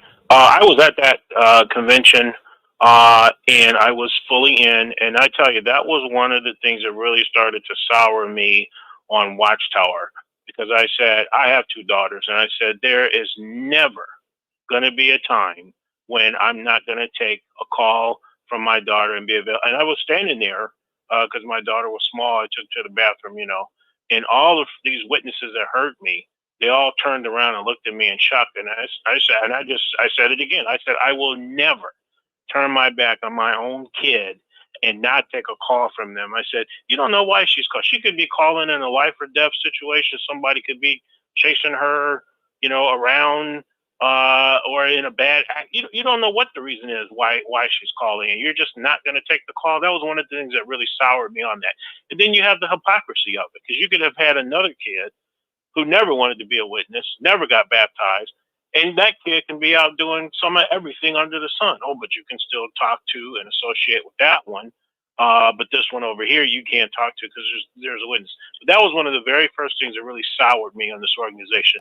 And that's why it's so important for us to keep the material, to keep these videos, so that when these things do go to court, we can give that information to those judges and to those lawyers. Watchtower had no idea that somebody had given that video to the judge, to the opposing team. They probably never in a million years thought that they had that, and so they would tell that lie. Oh, we don't shun. Oh, well, yeah. Well, let's play this video and see. Same thing with the Australian Royal Commission. You remember when they were talking to Jeffrey Jackson about this 2-witness rule, and then the lawyer took him down further in that same chapter there, where the woman is taken out into a field and she's raped, and then when she comes back, she tells the city she was raped, and they stone the guy. Jeffrey Jackson had no idea that that judge knew that scripture was in the Bible. And when the judge read it and asked him about that, he had no answer to that question. So it's so important for us to be able to provide this information to these judges in these cases. Well, thank you, Stephen. Thank you very much. Good comments. Let's go to 718. Go ahead. You're on with us. Go ahead. Hey, Rick, I was just wondering, that tape, excuse me, I have a cold. That tape you just shows, has that tape been released worldwide, or was that tape just made just to get over on that court case? Well, no, that tape was made, that first tape that we played was made 2016 and played at the conventions. It's disgusting. Oh, okay. It's very disgusting. And it showed the mother got a call from her daughter, and the mother wouldn't answer the call. I mean, that is absolutely unreal. I mean, that could have been the police calling, saying that her daughter was in a car crash, and they used her phone to notify the mother that the daughter died. I mean, why would you not answer a call from your daughter? That's right. Unbelievable. Yeah. Yeah, exactly. So they have these things like just to call up. They have them. Oh, well, this court case is going on. Let us pull up this video and this tape and so forth. So just like any other religion, they say they're only the true religion, but they're just as corrupt as all the rest of them. They have things to pull up just like any politician or religion or whatever you want to call it. They're just as corrupt. Well, I agree with you, Shirley, 100%. 100%. They're totally corrupt. It's unbelievable. In fact, I had a man that gave me some information today that really, it's got me really sick. It's got me sick to the stomach. That video in 2016 of that young girl calling her mother, and her mother just ignores her phone call. my God, what your daughter could be in a real mess. I mean, she could be really in a bad situation, and you're not even answering the call. My goodness, that is absolutely unbelievable. When I stop and think about it, I mean, that is one of the most sickening things that you could ever really have. Now, I had a man give me some information today, and actually that happened. He was a friend of a Jehovah's Witness that was disfellowshipped, and she was killed in a car crash. And the police tried to notify the mother, who was a staunch Jehovah's Witness, and she wouldn't answer the phone. And they were trying to notify the mother that the daughter died, and she would not even answer the phone. Can you believe that, Shirley? I can, because what I think, Rick, is I've heard of some few, and as you and others have heard of instances like that when the child leaves Jehovah, the parent cuts ties. But I think at night when they put their head on the pillow, I mean, something just has to come through, especially for a woman who gave birth to that child. Something just has to. You can make believe and think, oh, my child left the JWs, blah blah blah. But at night, when they put their head on the pillow at night, I mean, something just has to be. They fight it, but something human has to come through their heart, some love for that child. I believe that. Well, Shirley, it's always good to hear from you. My goodness gracious, you're a straightforward woman, and thank you very much for checking in with us tonight here on the Six Screens. Thank you, Shirley. All right, hope your cold gets better too. No fun having that cold. Thank you. Thank you. Thank you. Thank you very much, Shirley. Well, anyways, you're on JW World News. That's the news the Watchtower doesn't want us talking about. But that video of the young girl being shunned, well, that is being played in Norway. How are the Jehovah's Witnesses going to defend it? Dick, you're on with us. What do you have to say, Dick Boogie? Yeah, thanks, Rick. They are so corrupt. I know a story that this woman in my former congregation, young girl, got pregnant. She got disfellowship. 2 years after that, her elder, 2 years after that, this elder in the congregation had a daughter that got pregnant, didn't want to tell anybody, went and had an abortion. All the elders found out about it because she told one of her friends who was a JW, and the JW told the elders, and they pulled her in, and they didn't disfellowship her. They didn't put her on public reproof. They put her on private reproof. That was it. That was the total penalty she paid. And the other one, who did far less of a sin, was disfellowshipped, and she stayed in the congregation for a year or two, and then her worldly husband took her into another state where his job was. But it's just so unfair. There's no real justice in that in any of those congregations. It's really quite corrupt. And I get a kick out of Jeffrey Jackson telling the Royal Commission, we don't disfellowship, they disfellowship themselves. Well, what are those judicial meetings all about? Thank you, Rick. Well, thank you, Dick. Always good to hear from Dick Boogie. Go ahead, you're on with us. It looks like Dan, I think. Once again, go ahead, Dan. Yeah, I just wanted to say, Rick, what a disgrace. I think you're right. I think I thought I heard you say the word indicted. I mean, they should be indicted. Every damn one of them should be cuffed up and taken away. To do that in a court, to lie their asses off, and then to play a video that shows they're absolute liars. They're despicable. I know that's Borgie's words, despicable. They're disgusting. And they ought to be ashamed of themselves going into a court and saying, that we love our children and we care and we don't do this shit, and then play that video. Rick, that makes me want to vomit too. It makes me want to vomit that those men represented us. And it makes me realize that that's why my parents and most of our parents knocked the shit out of us when we were young, because those authoritarian dictators said, you knock the shit out of your kids. You beat them black and blue. You give them the rod. You knock the hell out of them until they are obedient. And that's still the words they use today. Are they obedient? Are they obedient? You know, use the rod. I mean, this is old, you know, this is old, like abuse. And they're still trying to be the same organization. I mean, it's like, guys, wake up. What are you doing? What do you have against children?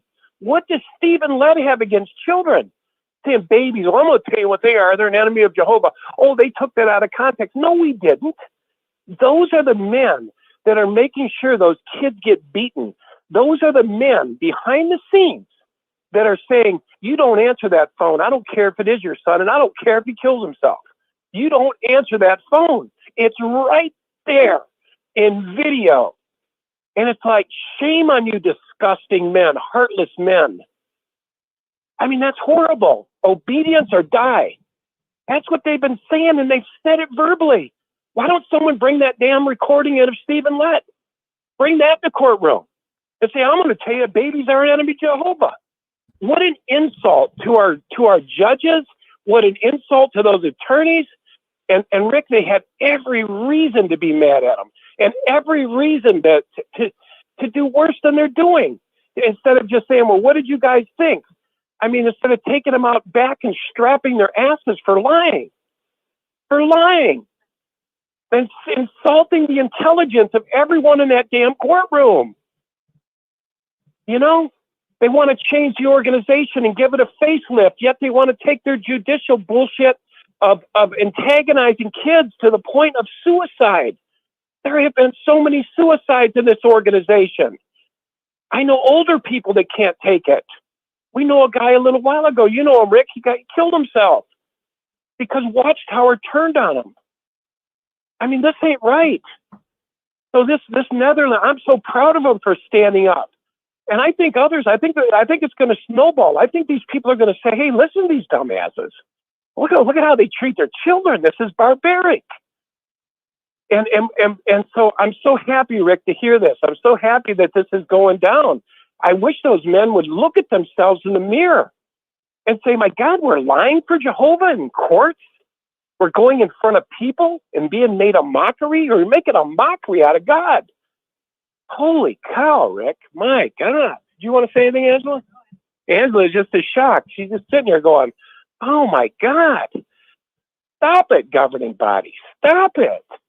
You've been figured out. Anyway, that's it, Rick. Well, Just had to get that out. Well, Dan, thank you. I mean, you do have a lot of compassion, and you have a lot of commitment to this whole thing. But Dan, they are lying through their teeth. Now the Watchtower lawyer in Norway. Now get a load of this. I think you're going to find this fascinating. So, anyways, he's being questioned by the court officials in Norway, and he says that people can leave this religion, and there's no consequences after leaving the religious community. Now, we know that's a lie. How many people? Yeah, he says that right openly in the Norway hearings, that, there's no consequences that happens to people when they leave the Jehovah's Witnesses. That is a bald-faced lie.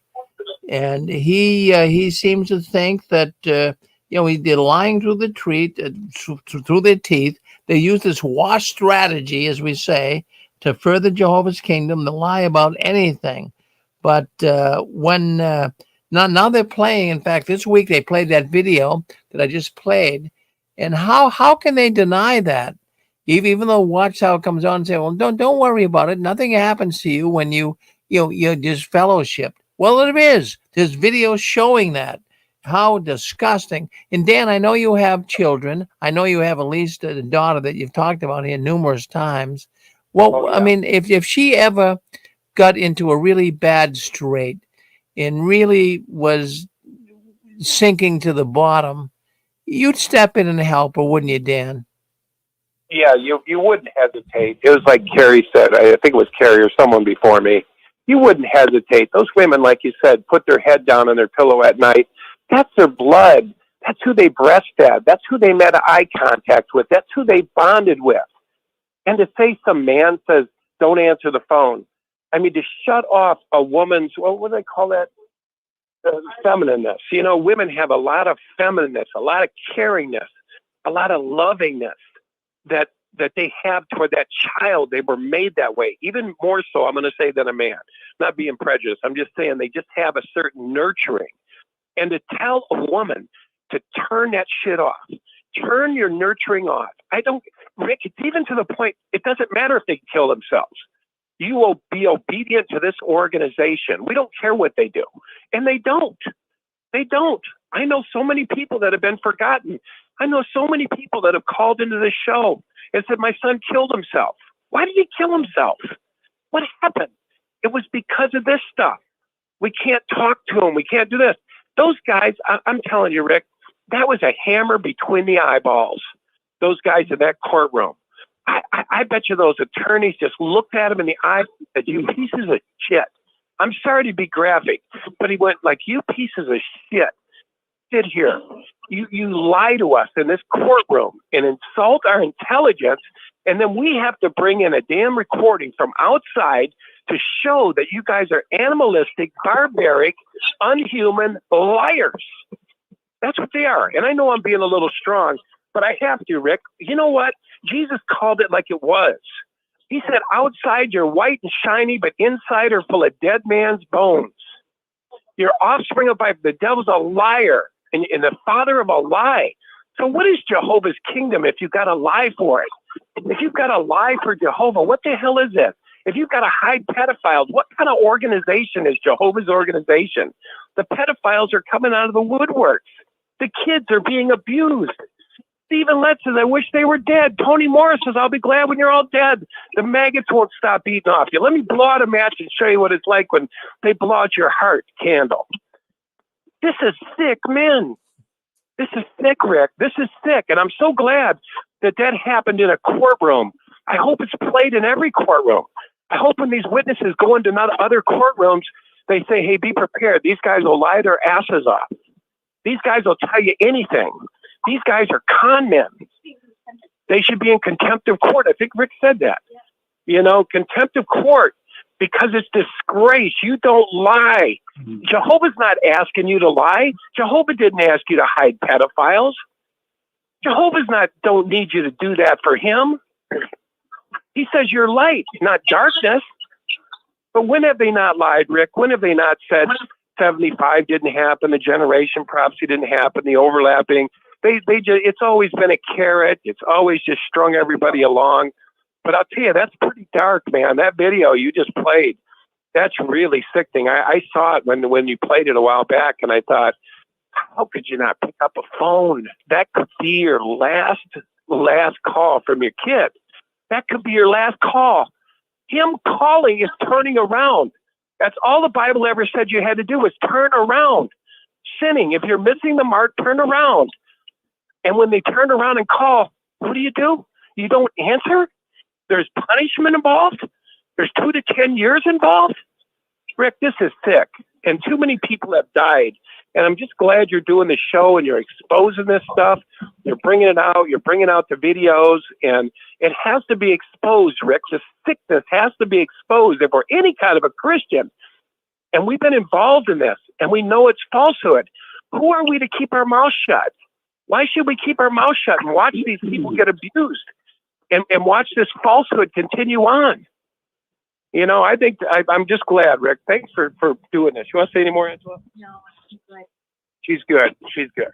Well, thank you, Dan. We always love to hear from Dan. Okay, let's go on to Florida. Let's go to 941. You're on with us. 941.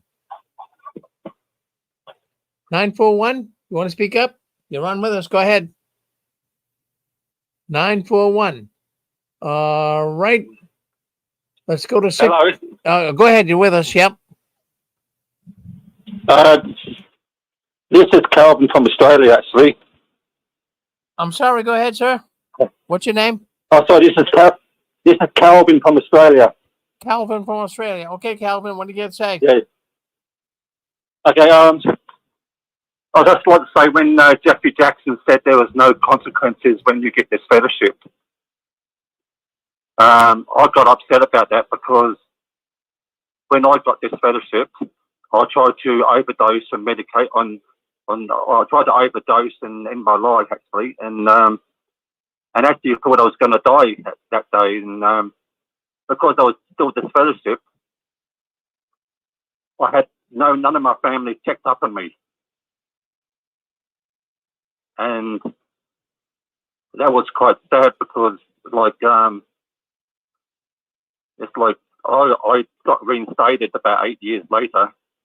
I'm out. I'm totally out now. But you know, like when you get this fellowship, you've got basically nobody, and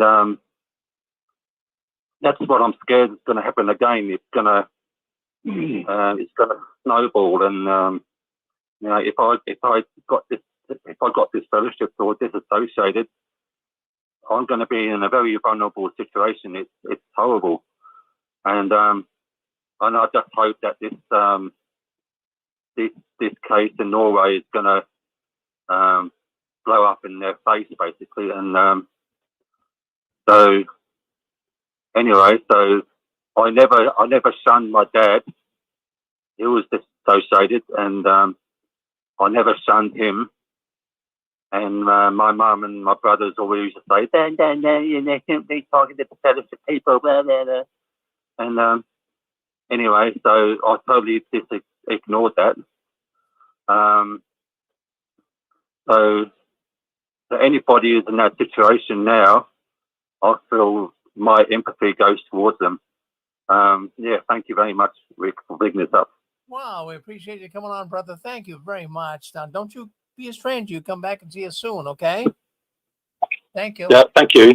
All righty. Well, you're on JW World News. That's the news the Watchtower doesn't want us talking about, but we talk about it every Saturday night and every other Sunday, including tomorrow. We do have 6 Screens Sunday. Now, on Sundays, we get into theological teachings, and we don't talk about it on Saturday night. But if you have left the Watchtower because of the theological teachings, you would like to learn more about how false their prophecies have been and how false their New World Translation is, join us tomorrow on 6 Screens Sunday, beginning tomorrow at 1 p.m. Eastern Standard Time. Okay, let's go to Simi Valley. Let's go to 805. Go ahead, you're on with us. Hi. I just wanted to say thanks for the show and everybody calling in. I was wondering, in your opinion, Rick, all the changes that have happened, especially recently with the beards and the time and all of that, and all the years you've been in activism, what do you think the forecast is? Because it just seems that they're so desperate now to just keep whoever's in. And ever since they've done the broadcasting and all of the real nature of the organization has become more blatant. And I just wanted to open that up. It just seems that they're desperate and they're on the ropes now at this point because they're not going to be able to keep people in. I just wonder what you're forecasting for the next year or two, because it just seems like a real desperate moves that they're making now. So that's all I had to say. Thank you. All right. Well, based on my coming on every Saturday night, talking to people writing me things, there's a lot of things going on right now. I'm kind of like mixed emotions. I have different feelings on things. And on one feeling I have is the Watchtower is trying to deliberately get people to leave. They really are ticking a lot of people off right now. We know that with, I would say right now, there's 1 million PMOs. That is people physically in, but mentally out. They're just going to the meeting so they don't get this fellowship. But I believe that the Watchtower is really trying, this is one feeling I have, that they're trying to really get rid of a lot of people. Then they can sell off more Kingdom Halls. That's one thing I'm thinking, but I'm not sure. But on the other hand, I'm thinking that maybe they're just trying to, change as much as they can without really upsetting the old timers. They want to keep as many people in as they can. But in order to attract new ones, they've got to relax some of their standards. They got to relax some of their rules. People don't want to join the Jehovah's Witnesses if you have to report time. They don't want to join the Jehovah's Witnesses if you can't have facial hair. They don't want to join the Jehovah's Witnesses if, it's a do or die situation. Join now or you're dead. They're changing all of this. So that's my feelings on it. So it's like I have two different ways of thinking, but we don't know because they don't really share a lot with us. But we'll just have to see what unfolds here. But the thing I can tell you is I believe the Watchtower is in a real pickle. They don't know what to do. They're stagnant right now. And they've got to make the best choices. I believe also that they've hired a PR firm to help them to get through this. How are we going to navigate this rapid water that we're now in? The Watchtower is in deep doo-doo. Only time will tell. Thank you, brother, for calling in. Thank you. All right, let's go with 603. Go ahead. You're on with us. I believe that's Kevin out of New Hampshire. Go ahead, Kevin. Hi, Rick. Yeah, the shunning, I never thought it was right. And then in 2015, I saw a video, a brother that fought in Vietnam. And he was the one that got into the Watchtower first, his family. I think he had 7 kids. And he just one day, he had a drink, he had PTSD, and he just said to the elders, I think I have a drinking problem. Okay, we're going to have a meeting on Tuesday, judicial hearing. He said, I can't make it till Wednesday. So anyway, he said, I can't make it until Wednesday. So they had a judicial meeting Tuesday, disfellowshipped him. He went to the meeting Wednesday. They said, oh, you're disfellowshipped. But I couldn't make it yesterday. You're disfellowshipped. So, and he tried to get back in. I think he got reinstated once anyway, but he has 7 kids. Nobody talks to him. I think his wife left him, got divorced. She won't talk to him. And the only one that talks to him is his granddaughter, who was disfellowshipped. The only one in his family. And I was so ashamed and disgusted. And it's like, yeah, as a Jehovah's Witness, I felt ashamed to be a Jehovah's Witness. Mm-hmm. I was disgusted. And that really, it's disgusting. It really is, Well, Kevin, you have a right to be disgusted. That is disgusting.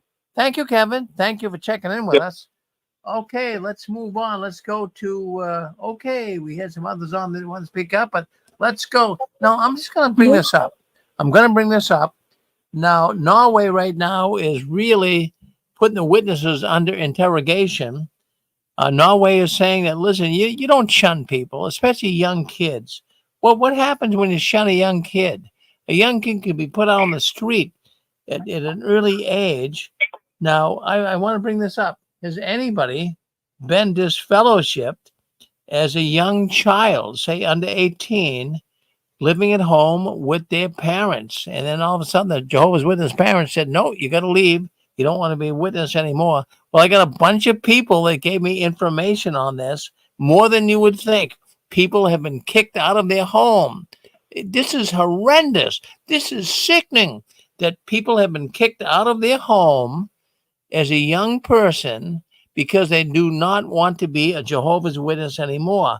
And they became homeless. And some of the stories I got, I was thinking of this today. Some of the people that have given me information, I couldn't believe it. One young man, he was only in his early teens. He was kicked out of the house. I think it was 14, 15. He had to sleep under his car at night. And some of these stories that I'm hearing, I can't believe it. And I don't think people are making this stuff up. It's just absolutely unreal. Many have been kicked out of their family home. And I don't want you to come back to our property ever again.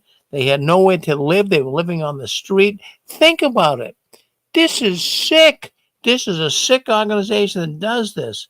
There's a young girl, too. I mean, I got information from a number of people.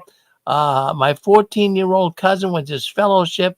She was baptized when she was 9 years old. And now she's been kicked out of her house. And now she's in foster care. These are the type of stories I'm getting here. Can you believe it? Go ahead. You're on with us. Mr. Mayor. Well, we're going to go 623. Stefan, hold on. 623. What do you have to say? Yes, I just wanted to add that sometimes I watch Bishop Larry Gators, and he said that he is going to do a series on religious leaders, and one of them is Charles Taze Russell. And the name of his YouTube channel is called Global Spiritual Revolution Media. That's the name of his YouTube channel, and he does a lot of exposing of entertainers. And I was surprised to see that he was going to do one on Charles Taze Russell. So you just would have to kind of tune in and watch his Facebook also, because he posts information on his Facebook page that's under the same name, or you can just search for Bishop Larry Gators on Facebook. Well, thank you for sharing that, sister. Thank you very much. You're welcome. Were you a Palmer Jehovah's Witness? Yes, I was. My story will blow your mind. I'm not going to go into it, but my wake up actually started in 2020. It was a slow wake up before 2020. And what helped me is when I came across Fritz Springmeier's book, The 13 Bloodlines of the Illuminati. That was like the icing on the cake for me. Are you going to have him on your show again? Oh, yeah. No, we got him scheduled. He'll be coming on within the next month. So we love Fritz. He's a good friend here at the Sixth Screen. So you like him, huh? Oh, yes, I do. And had you ever considered posting a schedule of your guests on your Facebook page or your website? That would kind of help if you had a schedule of guests. Yeah, well, that's what we're working on. We got the sixscreens.com that we're working on, and we'll be able to get that all up there. So we're working on doing that because it would help people to see who's coming on, when they're coming on, and be a little guide for them so that we can, I think it will help all of us to really connect with what's going on here at the Six Screens. Thank you, sister. Okay. Thank you for listening. Have a good weekend, everybody. Well, you too. Thank you, Mr. sister. Mayor. Yes, go ahead, Hey, Stephen. Rick. Yeah, okay, Stephen, then we'll go with Dick. Go ahead. Yep. Just a quick, two quick stories. I just learned about these this year.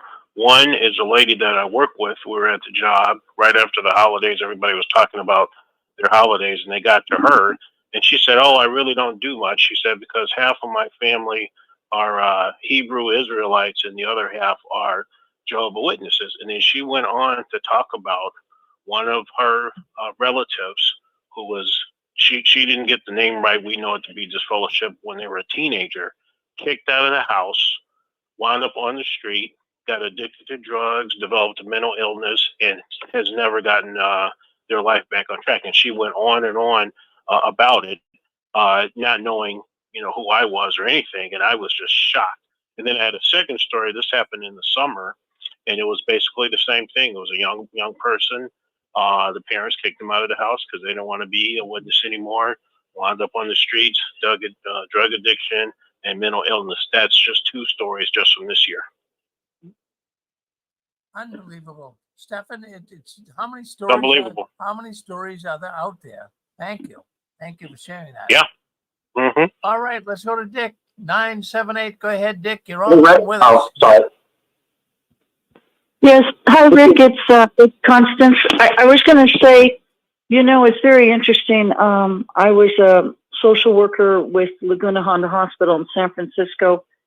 And a friend of mine, we were both social workers. We were walking along the streets in San Francisco, Van Ness, just around City Hall and everything. And it was this was around, let's say, late 90s. And this was very, very amazing how many young people, I mean like teenagers, maybe 20, 21 years of age, but were homeless on the street, drug addicts, had no place to stay. And, Rick, it really, really broke my heart. And I kept thinking to myself, you know, what is wrong with this picture? Just because these young people are out on the street does not necessarily mean, you know, they were, you know, horrible children, that they were wayward children. You know, perhaps the parents were dysfunctional. Who knows what was going on? A lot of issues could have happened. But the sad thing is, I mean, the majority of these kids were under 18 years of age. That was one thing I wanted to say. That was an eye-opening experience for me. The other thing I wanted to say, well, another thought. We had a young man. He was about 18 years old. I'll never forget him, Rick. He came in, and Paul Kelly was the social worker for C2. C2 was the ward for hospice patients. And Paul's bringing this young man in the wheelchair just past my office. And I caught up with Paul, and I said, Paul, I said, is that young man one of your patients in C2, which meant he was dying? He said, oh, yeah, he is one of my patients. And I said, could you tell me what's the story on him? He says, well, he said he came from Los Angeles, and he was out on the streets, and he was performing tricks. In other words, he became a male prostitute to support himself, and he ended up contracting HIV, and it went into full-blown AIDS. Now, keep in mind, he's about 18 years of age. So somehow, some way, he had a girlfriend. They came up to San Francisco, and he was admitted at Laguna Honda Hospital, which was like the poorest of the poor. And anyway, what ended up happening, the physicians had told him, you know, you're dying. You have full-blown AIDS, and you don't have very long to live. Your T-cell counts are very, very low.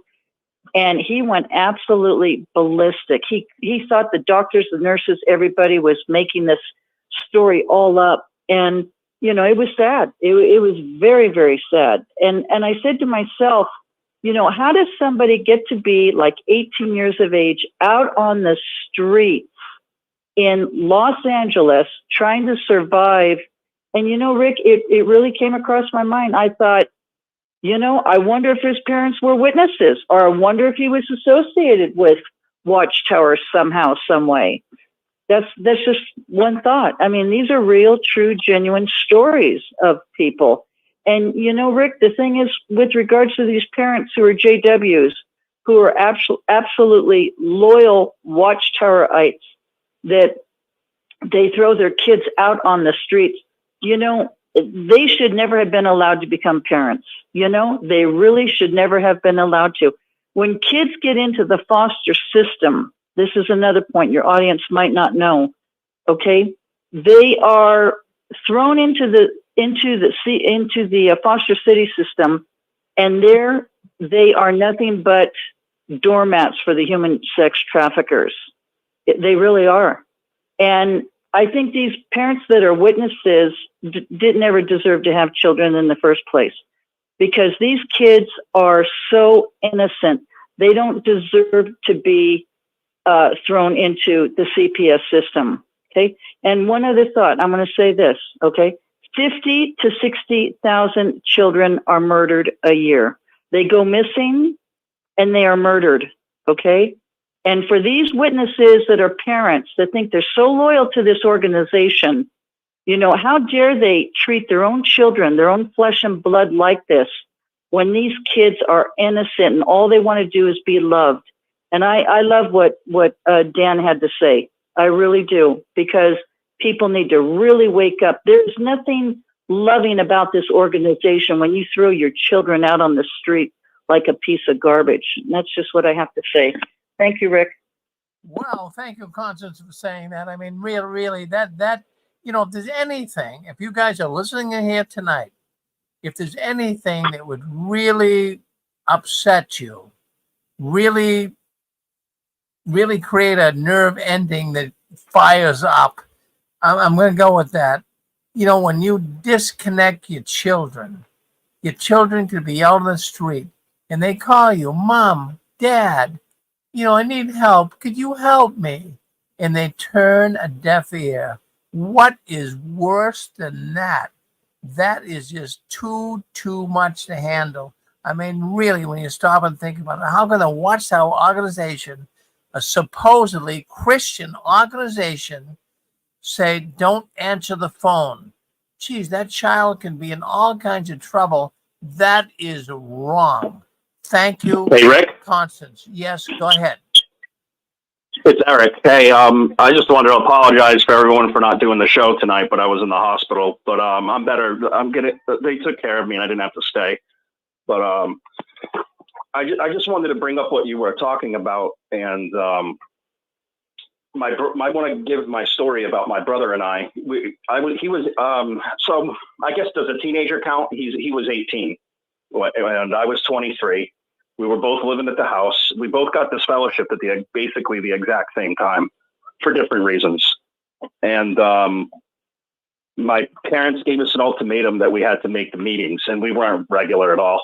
And we weren't being witnesses. We were smoking pot, and we were hanging out with worldly people, and we weren't like sinning heavily, but to Watchtower it was. So they threw us out, and my parents said that you have to leave if you're not going to make the meetings. And I said to them, screw you guys, I'm out of here right now. And I packed some of my shit up, and I called my cousin. That's all I had.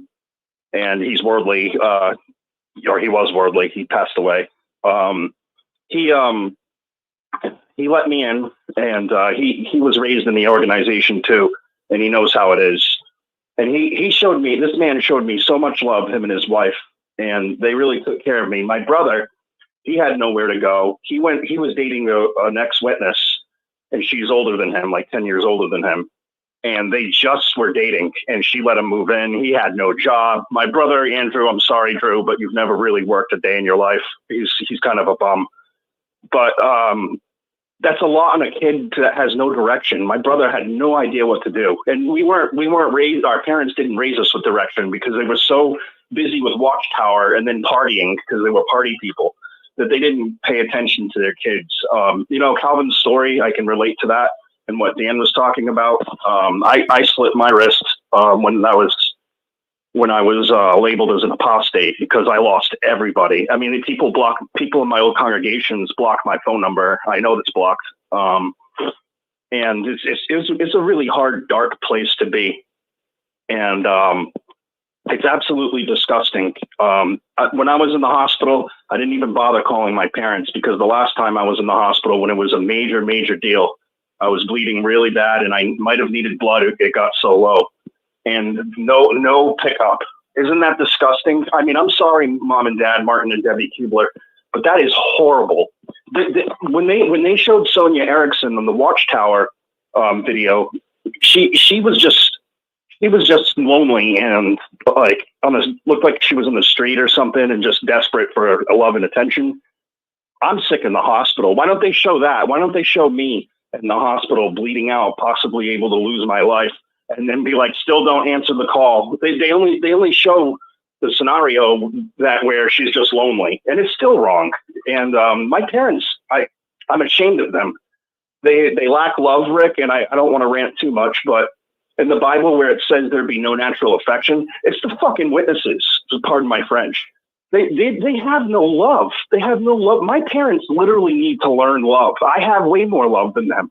I still love them. I still think about them. I could never cut my families off or any of my friends. I never did. I mean, I followed the fellowshipping arrangement a little bit. I think we all did, but I never really shunned people. I still talk to them and I treated them well. But anyways, Rick, I thought it's been a really good show, and I look forward to doing another show with you the next time. Sorry for having to take a day off. Well, that's all right.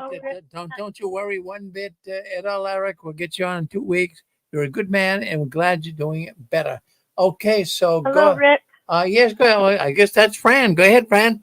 Yes, hi, it's Fran and Joe. Yeah, I wanted to say, Eric, that we love Eric very much, and we're sorry he had to go to the hospital tonight, and we're glad that he was able to, come on and give us experience again. We love Eric, we love Dan, and all you guys, everyone that's gone through what we're going through, and everyone knows that our story is just the opposite of what we saw in the video. We told our children, grown children, that we would never shun them, and they just thought that we were just so sacrilegious, unfaithful, that something was wrong with us because we wouldn't shun them if they did something wrong. And then within a short period of time, when they found out that we were not going along with the governing body, they started shunning us. So it's the flip side of it. So we all have our stories. We're all here for each other. We really appreciate, Rick, what you're doing, and everyone that can call in, and everyone on the live chat, and everyone listening to this. We know some people can't call in because they're still PMO, but they listen faithfully every week. And like you said in the beginning, they look forward to your show. It keeps them going. And we hope someday that we're all out and we're all united and we can all speak the truth, and we don't have to hide. So thank you, Rick. Well, very good friend. Now listen, you guys got a program on Wednesday night. So why don't you? Now, actually, Rick, we just realized Joe and I are not tech people. We tried it. We tried it. If it weren't for Vern and Shauna, they helped immensely. And to do all this stuff, and we know what it takes for you. I mean, I don't know how you do it, but we just weren't able to do it. So we're here for people. You can call us anytime. We'd love to meet up with you. And we still are doing interviews. So if anybody wants to interview us, just so that we can connect people, we appreciate that. And we appreciate everyone on the 6 screens. And we appreciate the year that we had with you and all the wonderful people that we've met. Well, yeah, no, we got a lot of people that miss you, Fran and Joe. So that's good to it. So how can they, if they want to connect with you, why don't you give them some information on how they can do that? Well, we always give our phone number. And they can through email. We're Eastern Standard Time. We're in Central New York. So our phone number, I'll give it slow or I'll put it in the chat too. But it's area code 315-221-0130. We usually try to pick up. And if not, just leave a message. And our email is JANDFGUERINO@gmail.com. It stands for J and Joe and Fran Garino @gmail.com. So it's J and F Garino@gmail.com. And we appreciate you, Rick. We really appreciate all you're doing and bringing everyone on and keeping everyone strong.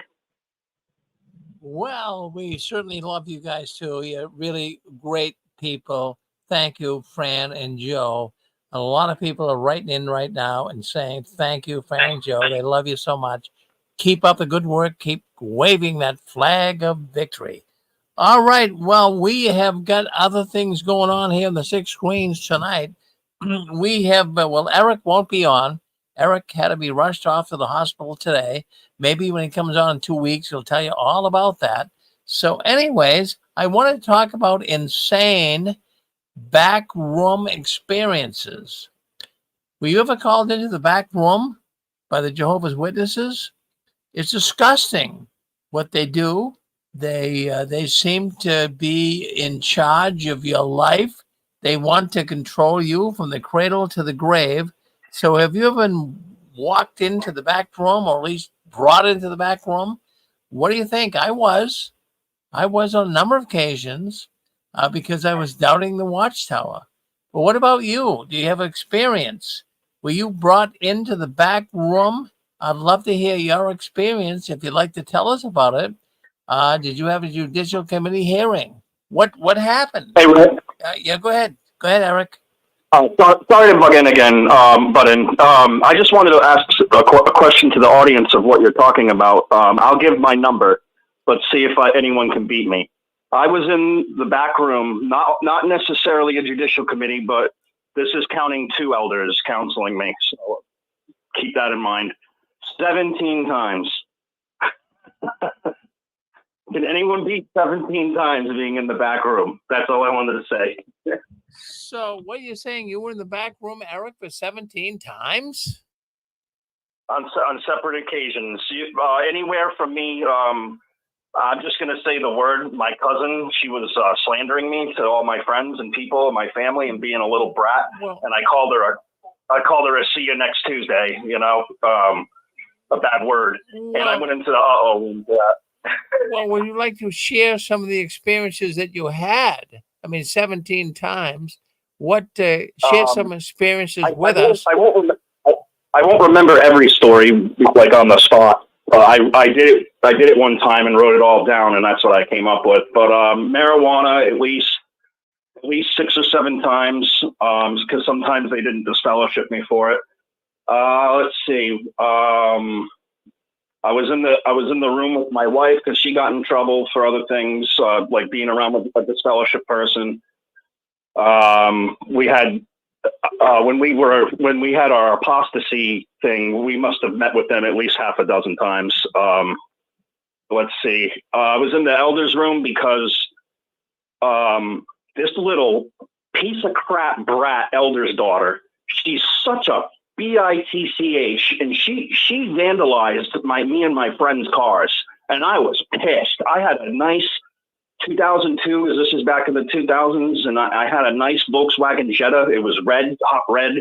It was a 1.8 turbo. It was a nice car. I loved that car. It had leather, heated seats.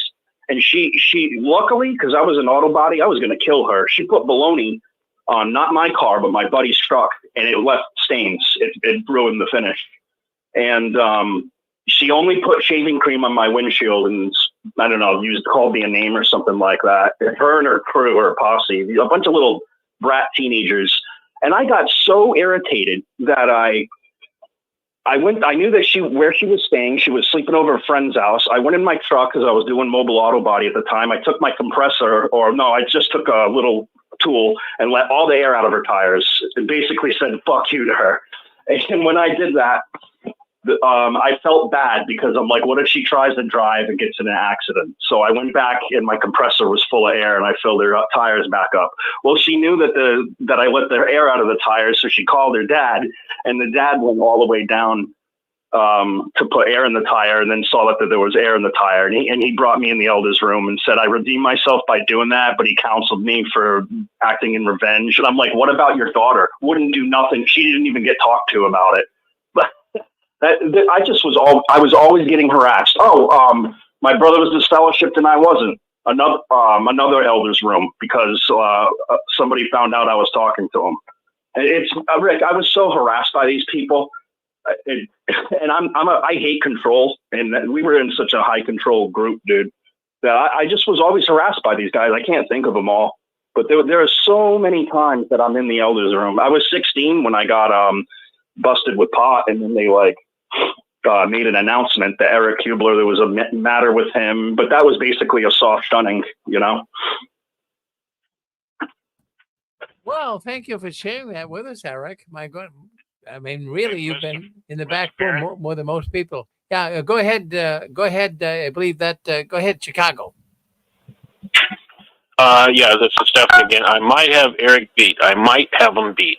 I know an individual who was disfellowshipped for 18 years, 18.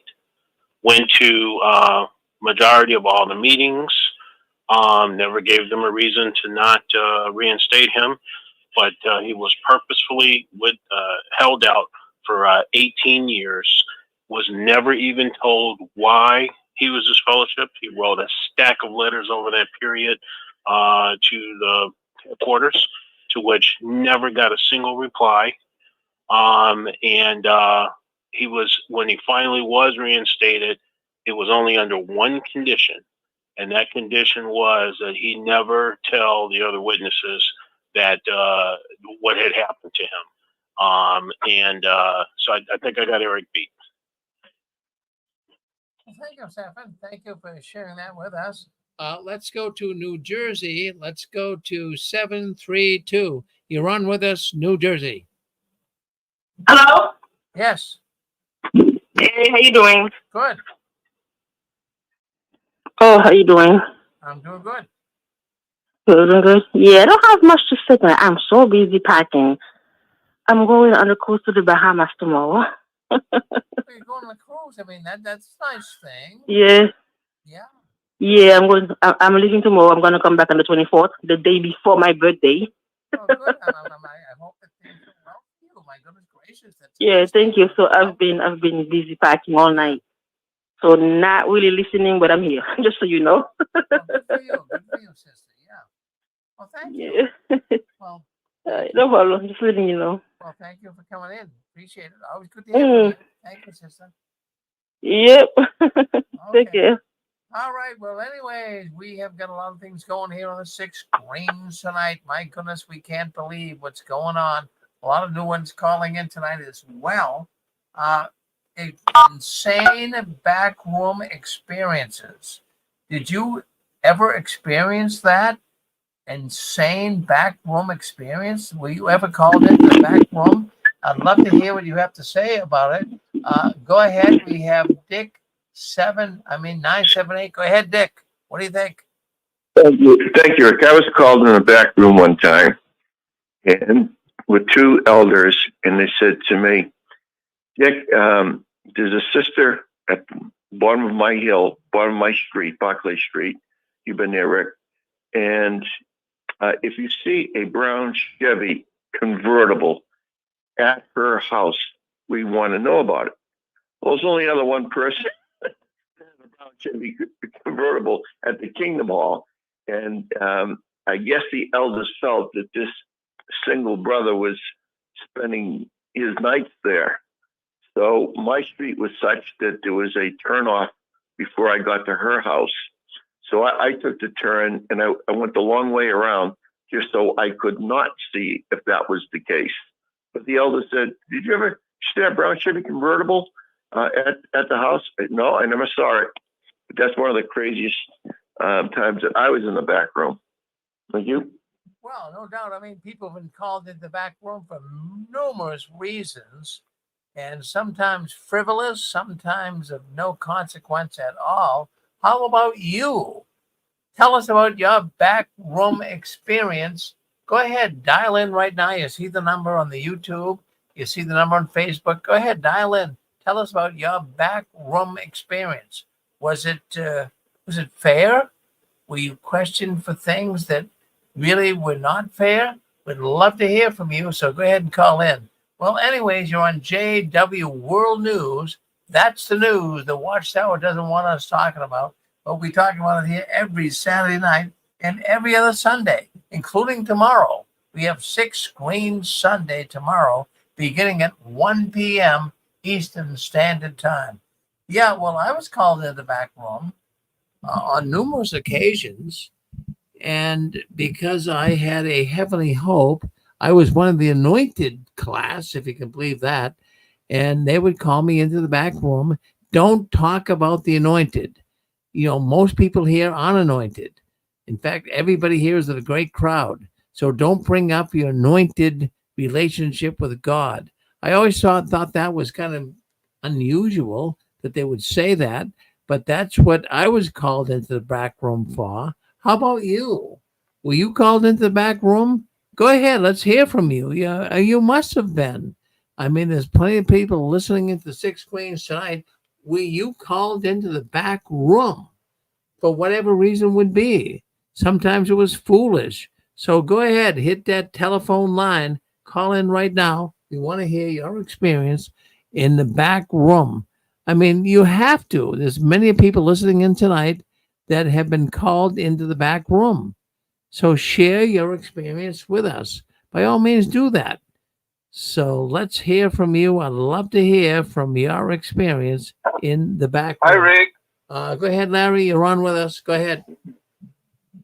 Yes, I've been called into the back room so many times, but the most unusual time was when they had already disfellowshipped me, and they called me to the back room to tell me not to give things to people.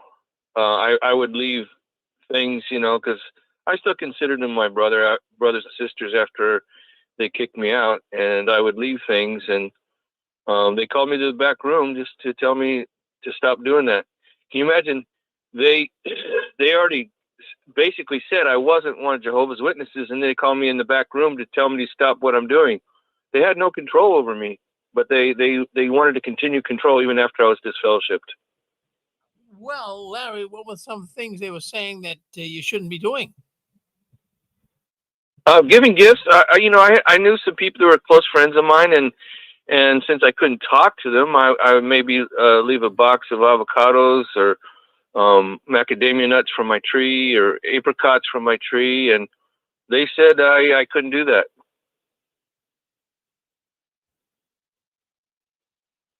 Anything to pick on you, that's ridiculous.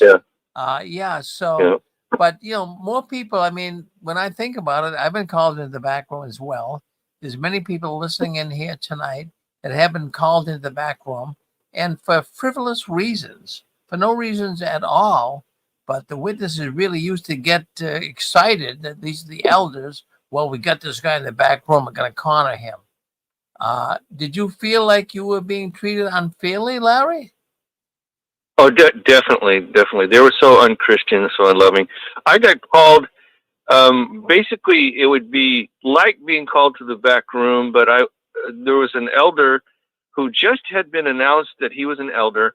He was a couple years younger than me, and so he made a point to take me aside in front of the Kingdom Hall so everybody could see. He sat down on the stage, on the edge of the stage, and of course I sat next to him, and he's talking to me, and he's telling me I shouldn't part my hair in the middle. So that was a backroom meeting. You shouldn't part your hair in the meeting, in the middle. That's frivolous. Well, it is very frivolous. That's unreal. So, my goodness. So you've been called in a number of times, Larry? Oh yeah, many times. So at times I don't know why they do it, but they seem to want to intimidate. They seem to want to create an atmosphere that you are a bad person. And many times what they bring up, you're not a bad person, but they're trying to make you feel inferior, Yeah, it depends on which congregation and who's doing it. There's times that I got called in the back, and it was I could tell they really wanted to help me, and they just didn't want to embarrass me by talking to me about it in front of other people. But the last congregation, it was so unloving, unkind, unchristian. It's pathetic. Well, I know you've been beaten up by the Watchtower, and I know you don't have any good feelings toward them, and I can understand why. These guys have been nothing but on your case, causing all kinds of monumental issues in your life, Larry, and I'm glad you're out of it. Me too. Rick, it's Dr. Richmond. Can I tell you a story? Go ahead, Dr. Richard. Back room? Yeah, go ahead. Yeah. Yeah, I was called in several times to the back room, but many times it was for my commenting. They didn't, my comments were negative. And, when you come to the Kingdom Hall, brother, people come to the Kingdom Hall to be built up, and comments are negative. So try to get them more positive, and we're going to restrict your commenting for a while, let you think about it or something. So one thing, here's one comment I made. A while back, years ago, whenever it was, we had a book study in the Kingdom. They call it the book study. It's in the Kingdom Hall now for everybody at the same time, part of the meeting. And there was a part in the book about publications that Watchtower has published before for children. And it said, well, the first one was a book by Brother Rutherford, J.F. Rutherford, in the 1930s, whenever it was. The book was called Children. And then there was the book Paradise, and then my book of Bible stories, and Listening to the Great Teacher. So they listed all these books that were geared towards children. So I looked up what this book about that Rutherford wrote about children. What was it really about? Well, it was about a fictional story about a couple, Eunice and somebody else was their name, and they were going to get married. but they decided that, well, the end is so close. Let's not get married. Let's pioneer so that we can get married and have perfect children in the new system. So let's wait. Let's put off our marriage, but let's just pioneer because the end is so close. And we'll have perfect children and a perfect marriage in the new system of things. So that's what that book was about. So I made a comment that, hey, this book is something to the effect of, this book is not what we think it's about. It's not like a book for children with stories about Jesus and Moses and Noah and stuff. But this is a book about the fictional couple that decided not to get married. So people back then should, Betsy Rutherford could get people to follow their example of, of pioneering and putting off college and everything else and dropping everything just so you can go out and pioneer and serve Watchtower. So they didn't like my comments. And, they other times I'd throw a zinger in there and throw them all off because they just didn't like what I was saying. So what'd you think of that? Well, thank you, Dr. Richmond, for sharing that story with us. We always love to hear back room experiences. Thank you, Dr. Richmond. Rick, Yeah. Rick, I got one more. Can I tell you one more quick thing here, if you wouldn't mind? Go ahead, yeah. Okay, I really appreciate it. Thanks. Okay. We've got news in our local congregation there. The head honcho, who's been there as a narcissist for decades, I guess, has finally left. So he had moved. He lived close by to the Kingdom Hall years ago, but then he had to move to another place to get a cheaper rent and cut expenses. And he was in the printing field. So I would hear stories from him how, hey, different people are getting laid off because they're switching to digital. Print is kind of, down the drain and stuff. And he was like hanging on to this job. They were, kind of trying to keep him on in whatever capacity they could. So finally, they had to let him go. So he lost his job in the print field. So he had to move back in with his mother, I guess, who's, I thought would have passed away by now. She's so old. So anyways, the head honcho, the head narcissist is gone.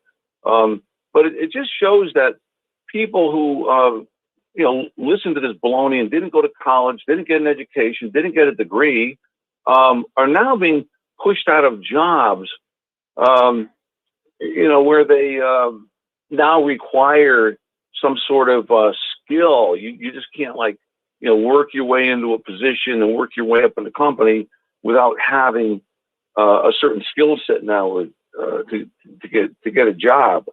Whereas years ago, you could start, you start at the low end of the totem pole and you gradually work your way up without a college degree.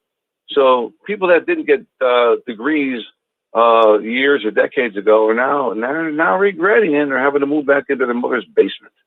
So that's what happened to this narcissist who was the head honcho when the elders didn't visit my wife who was dying of cancer. They never called her once on the phone, even though she was on all the Zoom meetings and making comments and things. They never called her once or gave her any encouragement. So I'm just glad to see these people finally getting what's due to them. And that's my story, Rick. That's my 2 cents worth. Well, that's a good story. Thank you very much for sharing that with us, Dr. Richmond. Thank you very much. Okay, let's Have a good evening. Let's go to 908. 908, you're on with us. Go ahead. Hi, I'm a first-time caller. I was associated with the Jehovah's Witnesses from age 5 to age 40. I disassociated myself. My stepfather, and brother are elders. And I wasn't called in the back room, but I was called outside. And at the time I disassociated myself, I was going to community college, became friends with a young lady who wanted to know why I knew so much about the Bible. So I explained to her I was more or less grew up in the Jehovah's Witness faith. And she says, I'm curious. I would like to attend one of their meetings. So I took her to an adjacent Kingdom Hall from the one I used to attend. And I explained to her the shunning, that people would probably not come up to me because there's probably people that know me there and they're not allowed to talk to me. So this was a Sunday Watchtower study. So after the meeting, as we're parting, she says, I have to go to the bathroom. And a sister comes up to me, introduces herself and says, oh, is that your wife? You know, and I says, no, it's just a friend. It's her first time here. And she said, oh, can I have her phone number? I said, well, you'll have to ask her that. Well, lo and behold, two elders, one that knew me, they called me outside. And they said, Craig, you know you're not to be talking to anybody. And I said, Paul, first of all, I didn't cause any disturbance at this meeting and never approached anybody. I said, it was your sister that came up to me asking for my friend's phone number.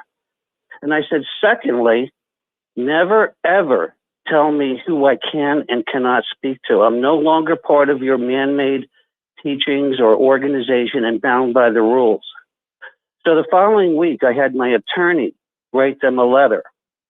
And to make it short, he said that he hopes that when they told me not to speak to anybody, he hoped that it was a one-time lapse of good judgment. He said, you, meaning the organization, enjoys tax-free status, and they were in violation of my First Amendment rights. And he says, if it continues, they can be assured that I, or his client, would be bringing them to task and challenging their tax-free status. That letter was sent to the headquarters in New York and to the body of elders in that congregation.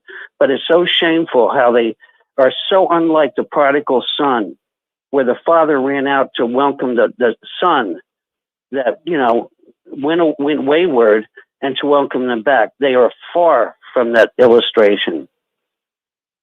Well, Craig, you're right on target.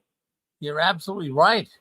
My goodness gracious. So you don't have much. And I love your channel and all you do for the brothers and sisters and helping people. I'm an avid listener, but I'm not into the social media or digital profile. But I lost my only son to shunning, and I do have a long, long story, but perhaps another time. Yeah, well, we're sorry to hear that with your son, but Craig, thank you very much for calling in tonight. We really appreciate your call. Now, don't you be a stranger. You come back and see us soon, okay? Thank you, Brother Rick. All right, thank you. My goodness gracious. My friend, you are on the 6 Screens JW World News. That's the news the Watchtower doesn't want us talking about. Dick, do you want to talk about it? Go ahead, Dick. Yeah, I just want to say I'm glad Craig called and thank him for calling. I know it was his first time. What he said was well said. Talk about frivolous, being called in the back room for frivolous stuff. I remember one time I got called back in the back room by one brother and one elder. Brother Boogie says, you're wearing a pink shirt. I said, yeah, well, I said, my wife likes it. You know, I've got a pink tie and I've got a pink handkerchief, and it's a nice looking outfit. And I said, my wife praised me on it before going to the Kingdom Hall. He said, well, you know, you really shouldn't be wearing pink, up in the... So I said to him, well, I'm very secure in my masculinity. I don't know about you. Well, that really raffled his feathers. And the other time, it really wasn't in the back room, but one of the elders grabbed me and said, you know, I don't know if we can use you to open with a prayer with those lamb chops you got there. I mean, Elvis prays with lamb chops. That's what he said. And those sideburns weren't that long. They weren't below the ear or anything like that. But they got me for that. And then another time I was called in the back room, and they called me Brother Basketball. And I knew where they were going with this. After Sunday meetings, I would go down to this park and do pickup games of basketball. The only exercise I was getting, I love basketball. I would get down there and I'd play with who's ever there. After about a month of that, another JW from the Chunsford Kingdom Hall, not mine, but another hall, he came down there and he's playing. And little by little, Jehovah's Witnesses started showing up at that park. and a few from my Kingdom Hall. I didn't invite anybody to basketball. Nothing. The word just got around, and it was like, 10 brothers showed up sometimes for basketball. Well, you're a ministerial servant. You should be leading them in field service and not in playing basketball. Now, that was my experience. They called me Brother Basketball. Thanks, Rick. Well, Dick, that is absolutely crazy. I mean, so many people have been called in the back room for no reason at all. Foolish stuff. Very foolish stuff. Were you ever listening right now? If you're listening to the program, why don't you call in? Were you ever called into the back room? I mean, sometimes for frivolous stuff. Why don't you share some stories with us? Were you called into the back room? You're on with us. Go ahead, Dan from Colorado. Go ahead. Hey there, Rick. I just want to say, like Rich said, I appreciate the new callers. Their voice is so important. I just love it. It's refreshing to hear them getting set a little more free, just coming on. It melts our hearts. Angela said the same. I just wanted to say I had a couple times where I voluntarily, one time I got called in the back room. I brought 2 gay girls up to see my wife in the hospital. And I didn't think nothing of it. They worked with me, great workers, I mean, we were just friends. And they said, your wife's pregnant. Can we go see her? And I'm like, absolutely. Of course, come on. And I was all excited. But there were those eagle-eyed sisters, those elders' wives. And they this one lady gave me a look, and I thought, what the hell was that look for? I found out when I went to the hall. I got to the hall, and brother sat me down. Now, it was only one brother. It was interesting. But he says, how dare you? How dare you? On the day of your wife's greatest day, you bring in 2 lesbian women. And I went, they're my friends. They work with me. They're my best employees. I mean, they're wonderful. And they just wanted to see my wife. They didn't do nothing. And he lectured me, and and his wife was going around the hall telling everybody. So I went to another elder, and I said, I got a question. I said, I just had that brother up there give me hell about inviting a couple women that work with me up to the hall. They were gay, and he said that he shouldn't have done that. When I asked him to come up to the hospital, he said, absolutely, Dan, they should not have done that. It was none of their business. And it was just the elders' wives got me in trouble. And anyway, that was an eye opener for me. That was like, I started seeing that humanness wasn't there. They didn't care. They're worldly. They're gay. They're throwaways. They're junk. They're crap. And I was like, wow. So that was an eye opener. It was an eye opener to me how these sisters would snitch you off and how they had a vendetta, and these elders' wives, and how much they talk amongst each other. I was like, wow. I mean, I was in a hornet's nest. Anyway, that was one. Rick, you want me to tell you another one? Of course. This is one I've said before, but it was the time I went in, and now I went in to see them, and it was masturbation. I got to tell you, Rick, this is when I'm in my 20s. This is how freaking retarded we are. I mean, I'm in my 20s, and I told one brother, I said, I think I need to talk to the brothers. We're talking. He's like, Brother Clark, I wouldn't do that. Just kind of work these things out yourself. And I said, well, I need to go there. I mean, I just read the scripture that said, pull your eyeballs out, pummel your body, and lead it as a slave. You're unclean. Go outside the city for a week. I said, I got to talk to the guys. So I went in there. I mean, I'm 20-some years old, Rick. I'm not 14. I'm 20. And I go in there, and I'm like, hey, brothers, I fell back, blah, blah, blah. And to my horror, and this is how crazy we were, to my horror, none of them validated me. They looked over the top of their glasses, looked down on me. They looked right over the top, and they said, well, Brother Clark, it's obvious you're entertaining wrong thoughts. And I went, uh-oh. And I went, it affirmed what I thought was right. And what I thought was right was I was the only one in 8 million people that did this. I really believe that. Do you believe this shit? At 20-some years old, I really did. I believed I was the only one that did this. I mean, you talk about backwards, retarded, slow awakening, you know. So anyway, Rick, they pulled out a big ass board with paper. What do they call those, Angela? Those big boards with, you know, those like big calendars, and they put a big X on there like a tic-tac board. And they said, well, we're going to put an X on here. 3 men did this to me. 3 men in the back room put an X on the board. And they said, now, Brother Clark, we want you to check back with us midweek. And I'm like, okay. And we want to know how you did. And so I was totally honest. I came back, told them I fell back, and they put another X on there. And then the next thing you know, Rick, they started taking my privileges. None of them said, we feel for you. I don't know that they were all codependent on each other, but you know, we've been there, Brother Clark. We know it's tough, and you know, let's pray together. It was nothing like that. It was you're entertaining wrong thoughts. And so I'm like, uh-oh. And so, man, you talk about being screwed up. After that, I was like, oh my God, what do I do?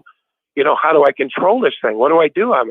They're going to kick me out of here. And sure enough, they took all my privileges. They took my Watchtower reading away. They took the mics away. They took the sound away. And then they put me on public reproof for conduct unbecoming a Christian. And that's when I started lying to their asses. You know, I just said, I got to lie or they're going to disfellowship me. Nobody validated me, Rick. Yeah, I thought I was part of Satan's world. I really did. I started to think, and I'm going to tell you something.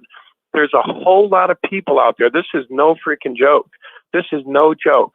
I knew a guy that studied, and because he couldn't live up to Watchtower, he thought he was part of Satan's world, and he went off into that world, and he became a maniac. He really did. It was a guy who was studying. He says, I must be part of Satan's world. I can't do this. And so I thought all of a sudden I was part of Satan's world. I said, I must have been born wicked. Think about this, Rick. I was not validated. Nobody came beside me.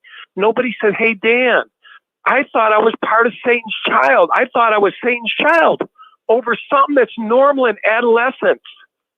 It almost killed me going into the back room. And I voluntarily did it, you know, and I've been other times, but not really called in, but I've been in for other reasons. And it was the same type of nonsense, the same type of craziness that you get from a bunch of uneducated men. That's why the Bible says, and I'm going to tell you like it says, Jesus said the letter kills. And the way they presented that Bible, it almost killed me. And it killed other people. And other people have came on this show and said they have tried to pull their eyeballs out because of the literalness of the scripture, or pummel your body. What does that mean? It means beat yourself, pummel yourself. You know what I mean? And so I did that. I pummeled myself. I did all these things trying to get rid of this demon that was in me, right? It wasn't a demon. It was normal. But that's what the back room did to me. And I'm sure other people have had the same experience. But man, what a harsh thing to have 3 elders looking over the top of your glasses, knowing there's not a thing you can do about it, knowing your body's going to do what your body does. It's going to have to work itself out over time. You know, it's part of adolescence, but to be guilted over it, it put ulcers in my belly. It almost destroyed my body because I took it so seriously. These foolish men giving me the letter that way. And that's what Jesus meant when he said the letter kills, no grace. Well, thank you for sharing that with Stan. It's unbelievable. It's absolutely unbelievable what the Watchtower Don't go in does. the back room, right, Rick? Don't stay out of the back room with stay those out men, of the back especially room. women. Well, thank you, Dan, for sharing that with us. Go ahead. We have 614. Go ahead, 614. What do you have to say? 614, it's Michael. How you doing, Rick? I'm doing good. Yeah, I got called in. Thank you. I got called in 3 times. One, I gave a ministerial talk, and I quoted a football coach. Woody Hayes is big here in Ohio. I quoted one of his quotes in the talk, and they brought me in the back room for that. The first one, and then the second one was my wife. My wife was pretty hot when we were young. She was 20 years old. She wore the mini dresses and the high heels to the meetings, and we got called in for that right away. But the third one was the one that did me in. And being in the building business, I did all like I told you before, I did the 3-day Kingdom Halls, and me and my father. And so we kind of knew what was going on as far as building goes. and we knew the elders and things like that. And there's one elder that was pretty close to me and told me that they were going to do a remodel of the Kingdom Hall we're doing. I said, what are they doing that for? I mean, we just finished this thing about 2 or 3 years ago. He said, well, they had some extra money, they were going to put it in here. And this was during the time where interest rates were 20%. People were losing their homes, trying to find hard put food on the table and things like that. And being in the construction business, I'm with all those people. It just seemed like in our congregation we had elders that are on the high end, and we had the workers or the people on the low end. And I was kind of mixed between both of them. I knew both of them very well, but I sided with the lower people, and I knew that there were people in our congregation that were having a hard time feeding their families and things like that. Well, they took this meeting to a vote in the congregation. That the head elder got up, and I'll never forget Art Rice gets up and he said, we have a unanimous decision to go ahead and take our extra money and remodel our Kingdom Hall. And we'd like to take that to the vote and raise hands. And any nays, they asked me if there were any nays. I said, I stood up. I said, yeah, there's a big nay out of me. I said, one, you just said it was a unanimous decision. And I know for a fact it wasn't. So I don't think you're telling the truth to the congregation. And two, there's people that I'm just sitting around here right now that are not having enough food to put on the table. Why can't we help our brothers and sisters right here in this Kingdom Hall? For some corporate reason or something that the vote got already through, and they put the money into remodeling. But I got called back right away to the back room. And what they were hollering at me about was that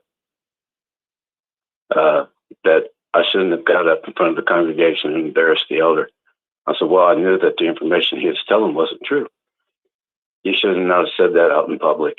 That's what they were concerned about more than anything. And that was about, those were that was one of the big things that really started me thinking, I mean, this is going the wrong way. And so I slowly, and it's, believe it or not, it took a few years even after that to drop out, but I finally got out of there. Yeah. So yeah, that can be, and I always, you know my story, that I turned away from God and religion and everything completely, that I didn't want nothing to do with religion, the Bible, or God. And I lived a life of sin for 10 years. But I'm so thankful now that I found a true Jesus Christ that forgive me of my sins. And I know Jesus is God. And so I'm so thankful. It was a long road, but it's a happy road now. Well, good for you, Michael. Good for you. You moved your life in the right direction, and that back room experience, who needs it? Thank you for sharing it with us, Michael King. Appreciate it. Thank you. Well, hey, Rick, I have one more. Yeah, go ahead, Larry. Go ahead, Larry. Yeah. This brother reminded me of my circumstance. I had just got married. This was my first wife. We had just got married, newlyweds, sitting together at the Kingdom Hall. And I was 20, she was 19. And we were sitting close to each other. Probably my arm was around her, and her hand was on my knee. And she would, like caress my knee down to my thigh, to the beginning of my thigh, just a little bit, back and forth, and we got called to the back room, saying that we shouldn't do that. That's petting, and you shouldn't pet in public.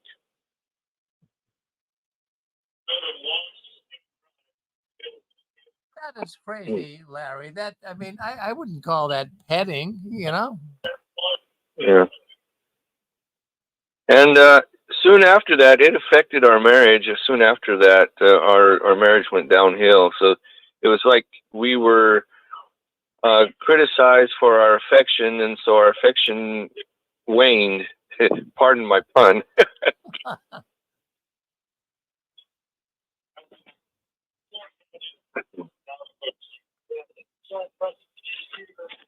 Well, Larry, that's some of the back room experience stuff is just too much to handle. Geez, they would put you in the back room for nothing. I'm sorry that happened to you because it can create problems. It might have even been one of the reasons why you disconnected from your wife. You know? Yeah, that was the start. Yeah. Yeah, unbelievable. Well, thank you, Larry, for sharing that with us. Now, how about you? Have you been involved with a back room experience? I mean, there's plenty of people listening to the Six Screens tonight. What about you? Did you have a bad experience in the Watchtower? Think about it. Were you ever called into the back room? Don't you think it was unfair? Some of the things they accused you of, or at least suggested that you may be involved in when you weren't? I mean, really, if you have a story to tell here of the back room, by all means, call in tonight. Go ahead, Dick. You want to speak up again? Go ahead. Yeah, I remember my kid's sister was called into the back room, and she was told that she was showing a little bit too much cleavage, and the brothers would get distracted or something like that. And then we all went to Silver Lake, and some of the elders' wives, their boobs are hanging out all over the place. So you would think that people, when you go to the ocean or the lake or something like that, you're going to see a whole lot more. How did they handle that at the lake or the ocean, and they couldn't handle it at the Kingdom Hall? Doesn't make any sense to me. No sense at all, Dick. I mean, the backroom experience, I think sometimes they just would bring you back there just to give the elders something to do. But many times it was nothing that would be of any consequence. Go ahead, Dan. You're on with us. What do you have to say, Dan? Yeah. I wanted to talk about the front room experience.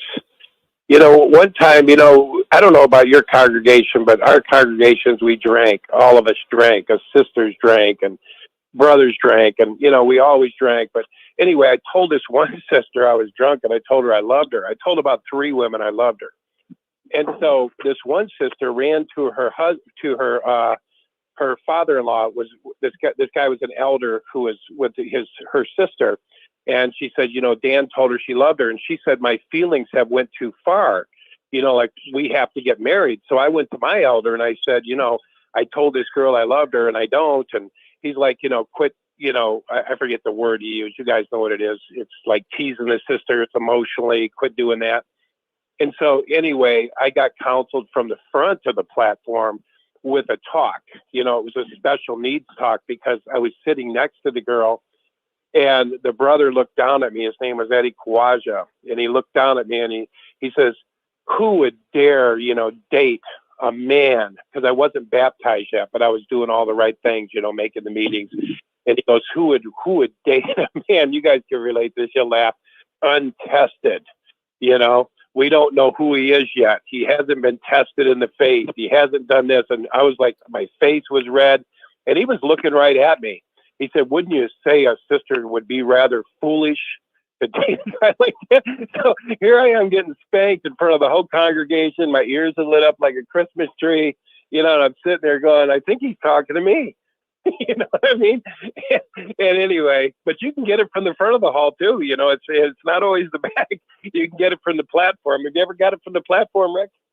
Well, yeah, no, I have. I have got it from the platform.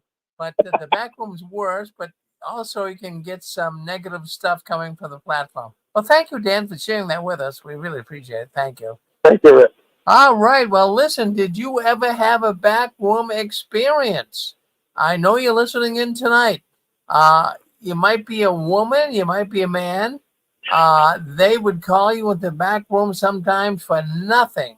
Very frivolous stuff that was going on. Maybe there was something that you might want to share with us that was bigger than life. So go ahead, share with us your story. You're on with us tonight. David. Go ahead, you're on with us. Go ahead. Mr. Barron? Yeah, I think it's Chicago. Go ahead. Yeah, go ahead, Stephen. Yep, Stephanie again. I had kind of a funny one. It wasn't about me directly, but we had a sister that transferred in. We were probably about 16, 17, somewhere in that age. And she had a son, and he had to be, I would say, either 18 or 19, not a witness, not baptized, really didn't want to have anything to do with it, but he had to go to the meeting. Anyway, he kind of started making the rounds with the sisters, and he wound up getting intimate with this one particular elder's daughter. And so that, of course, didn't sit right with him, caused a big, huge disturbance. So he called us all in, all the young ones, to this elders meeting.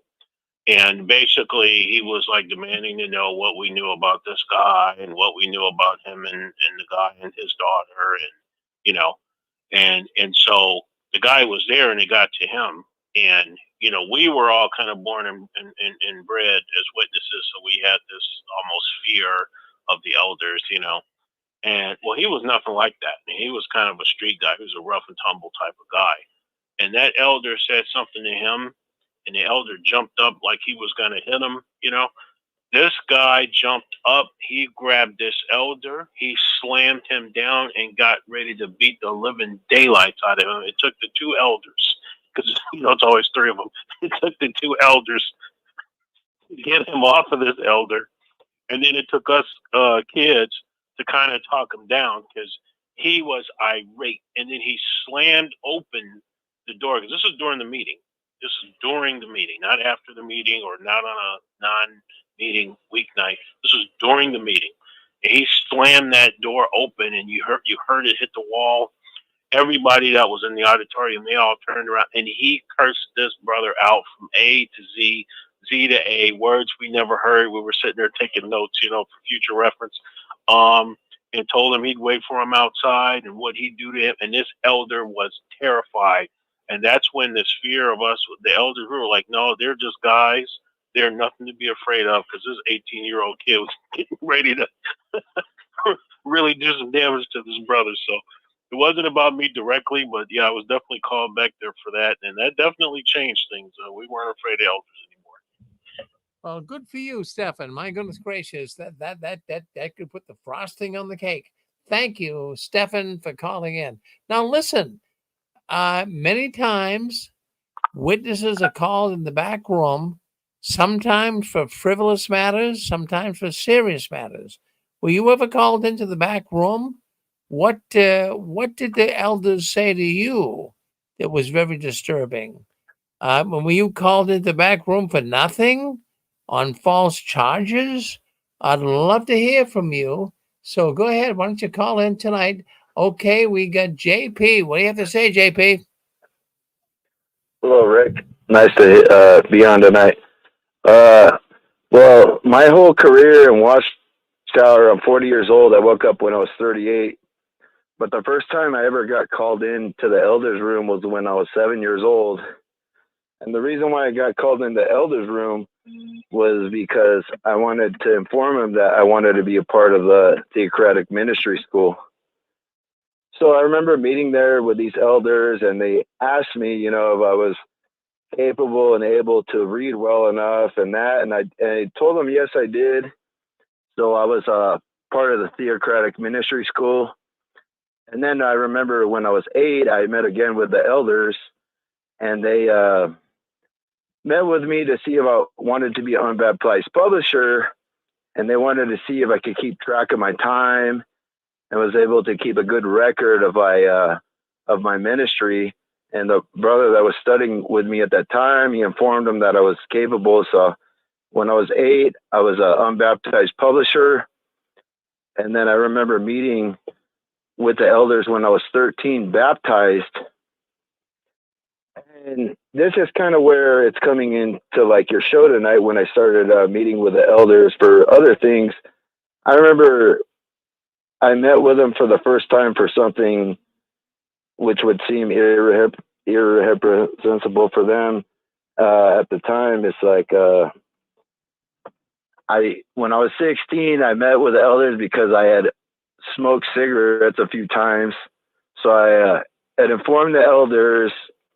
I met with them. It went pretty smooth, and they put me on a private reproof, which I don't even know if they have private or public reproof restrictions anymore. But at that time, I was on private reproof.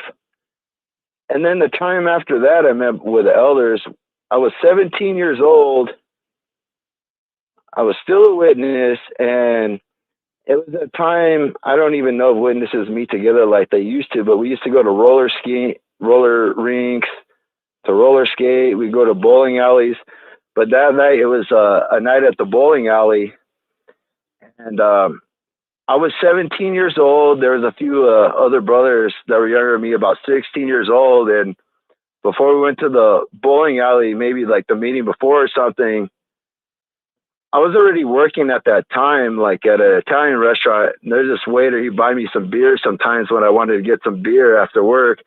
So I told these brothers, I was like, yeah, I'm gonna go to the bowling alley, you know, for this witness gathering, but I'm gonna bring us a few beers and we'll go out to the parking lot. We'll have a couple beers together. So I showed up with like about a 6-pack, and then we drank that 6-pack, and of course we're like, well, we need to get some more beer. So we walked right down the street. There's a little gas station and stuff, and we kind of fished somebody out, like asking somebody to buy us some beer. So they bought us a 12-pack. We walked back to the bowling alley. We drink those beers, and those two brothers get smashed. They just totally were obvious. So all the witnesses there that were with us, they made a big old stink out of it. So we knew we were in trouble. I even remember spending the night at like one of the brothers' houses, and I was sleeping on his floor. And I remember he rolled over the next day out of his bed, and he looked right back at me. He's like, and this is when we were 16. He's like, Jerry, he's like, we're in trouble, bro. He's like, the elders are we're in trouble from the elders. And so we ended up having a meeting with the elders. Each one of us, they separated us. And then the elders told, you know, we all ended up getting publicly reproved. And then in the meeting, the elders asked us probably who was most responsible for everything. So I told them I told them it was my whole idea. I am the one that arranged, that had somebody from my work get us the beer and all that. And so we got publicly reproved. And one of the stupidest thing, I remember leaving the room, and one of the elders asked me, he said, so when you guys went to go get the beer, did you guys have your bowling shoes on? And I told him, yeah. And then all three of the elders started cracking up and laughing. And they're like, okay, you can leave the room now. And after that, the other experience I have with like having a judicial committee or being in the back room was when I actually got disfellowship when I was 19. And when I was 19, I pretty much left the organization. I didn't want to have anything to do with it. It wasn't for anything like doctrinally or anything. I just wanted to move on and like experience like living my life at that time. So it was a very short judicial committee meeting. The elders were trying to plead with me, trying to keep me to stay in the organization or work with me. But I told them pretty much like I had been hanging out with worldly people. I was doing worldly stuff and all that, I was, I didn't want to bring any reproach to the congregation. So it'd probably be better off if I was disfellowshipped. And that's what happened. And when I got reinstated, that's a whole different story, because I had to have 3 meetings with the elders, and it was almost similar to when I got disfellowshipped, except I didn't let them know as many details. But my reinstatement was almost like a judicial committee just to get me reinstated. I met with the elders at least 2 times, and they wanted to know everything, like what I had done since I had been disfellowshipped, if there was any fornication or anything bad against the organization, who I was hanging out with, what I had done. Very detailed stuff. And later in my experience, it wasn't even a year after I got reinstated that I was out in service. I was trying to get really back in the organization. This is when I was like in my early 20s. And I was out in service, and one of the elders' sons that reinstated me, we're talking about something, and he accidentally mentioned something that I had, was very private, that I mentioned only in my judicial committee to get reinstated. And I called him out on it, and he covered his mouth. He's like, "Oh, I don't know. Sorry, I don't know really what's going on. I don't know what to talk about." And I've known from then on, I know that elders share stuff with their families, at the evening dinner or whatever, like they spill stuff to their families. But the only 2 other times, Rick, that I had any time in the organization where I had any experience being called to the back room has to deal with recent stuff, with a no beard thing. When I was in my early 20s, I would get called in and counseled in the back room, kind of similar to like Dick Borgie, because I had long sideburns or some chops. And the elders would call me back there and say, "Oh, no, like that looks worldly." Like they would say, "You need to cut them up." Like this one elder used to say, "Oh, just bring them above the ear and it'll be appropriate." And then when I was in my 30s, before I quit going, the main thing they had the problem with me was I had too big of a mustache.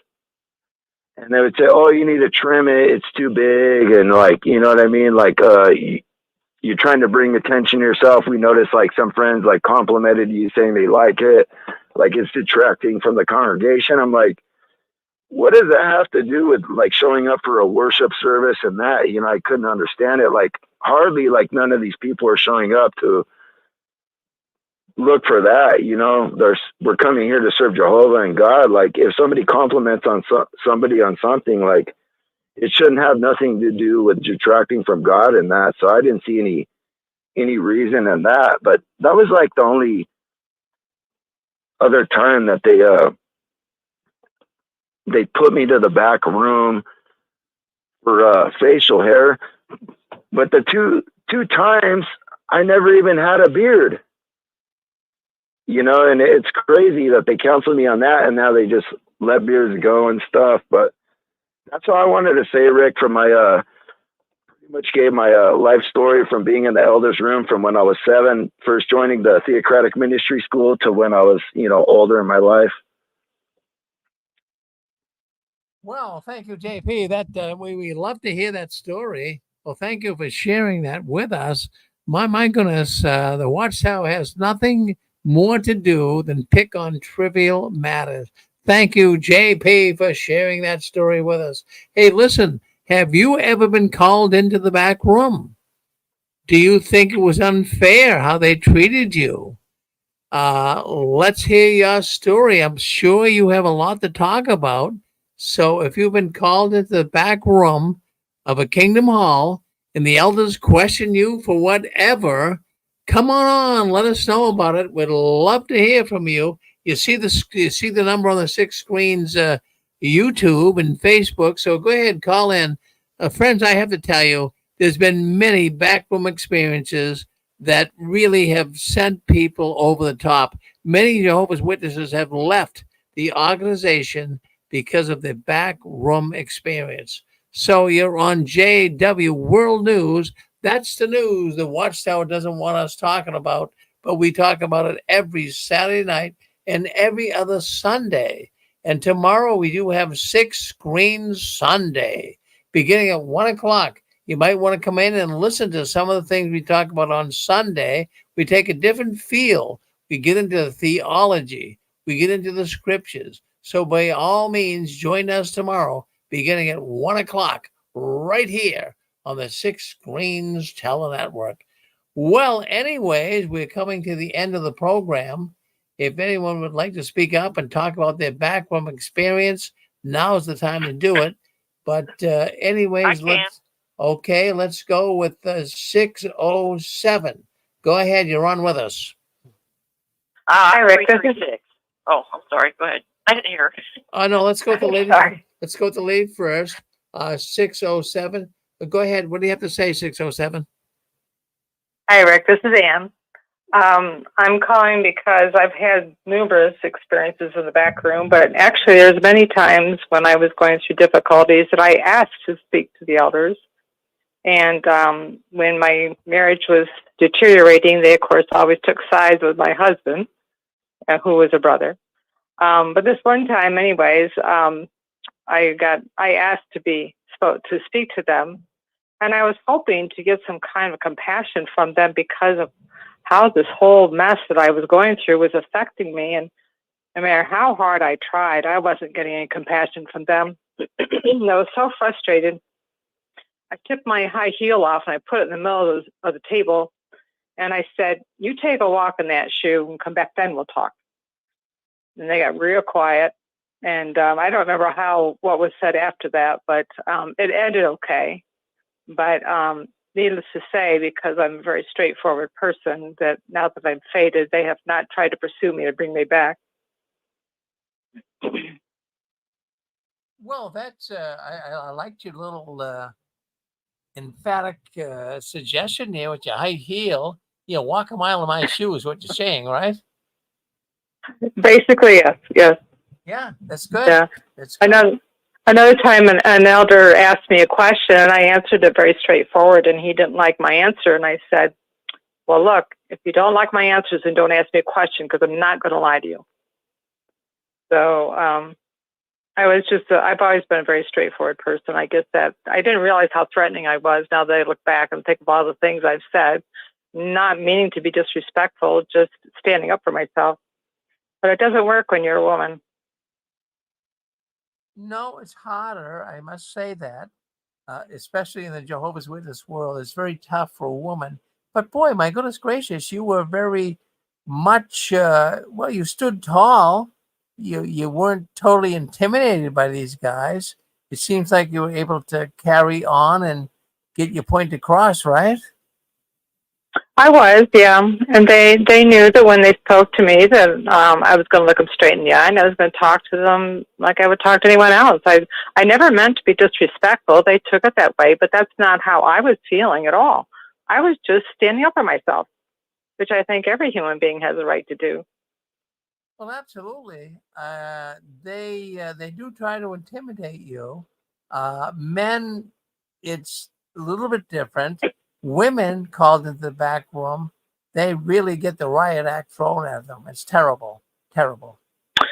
Yeah, one time a situation was so severe, I actually requested a meeting with the circuit overseer and the elders when he came through, and which did happen. I don't remember just how that went, actually, but I was in a very bad place in my life at that point, and I kept trying and trying to get some compassion, and it just was not there. Well, I feel like you have been hurt by the Watchtower, but you seem to be moving in the right direction now, right? Oh, I'm doing fine. Yeah. Yeah, I don't stay down very long. I get back up and keep on trucking. Well, you're a strong woman. You're a very strong woman. So I think this is the first time you called in, right? It is, yes, Rick. Well, thank you. Thank you for checking in with us. We always appreciate new callers, and we really do thank you. Now, don't you be a stranger. You come back and see us again, okay? Okay. Thank you very much. All right. Thank you. Bye. Well, listen, there you go. We got people calling in. They've been touched by the tentacles of the Watchtower. That back room experience. Did you ever experience the back room? Jeez, I mean, these guys would call you back sometimes for nothing. Sometimes it might have been a little more serious. Would you like to talk about it? If you would, speak up right now. You're on the 6 screens. You see it on the YouTube and Facebook channels. Go ahead, call us up right now. Boy, I'll tell you what, that back room experience, what gives these guys the ability and what gives them the credence, so to speak, to be able to come on and give you all kinds of issues, all kinds of trouble, all kinds of monumental issues that maybe you weren't even involved in, but they would bring it up in the back room. If you'd like to talk about it, go ahead right now. You're on with us. Don't you indeed hold back. We want to hear from you. Well, anyways, I mean, maybe we've come to the end of the program. We want to thank everyone for coming into the 6 screens tonight, JW World News. We will be doing JW World News tomorrow again at 3 o'clock.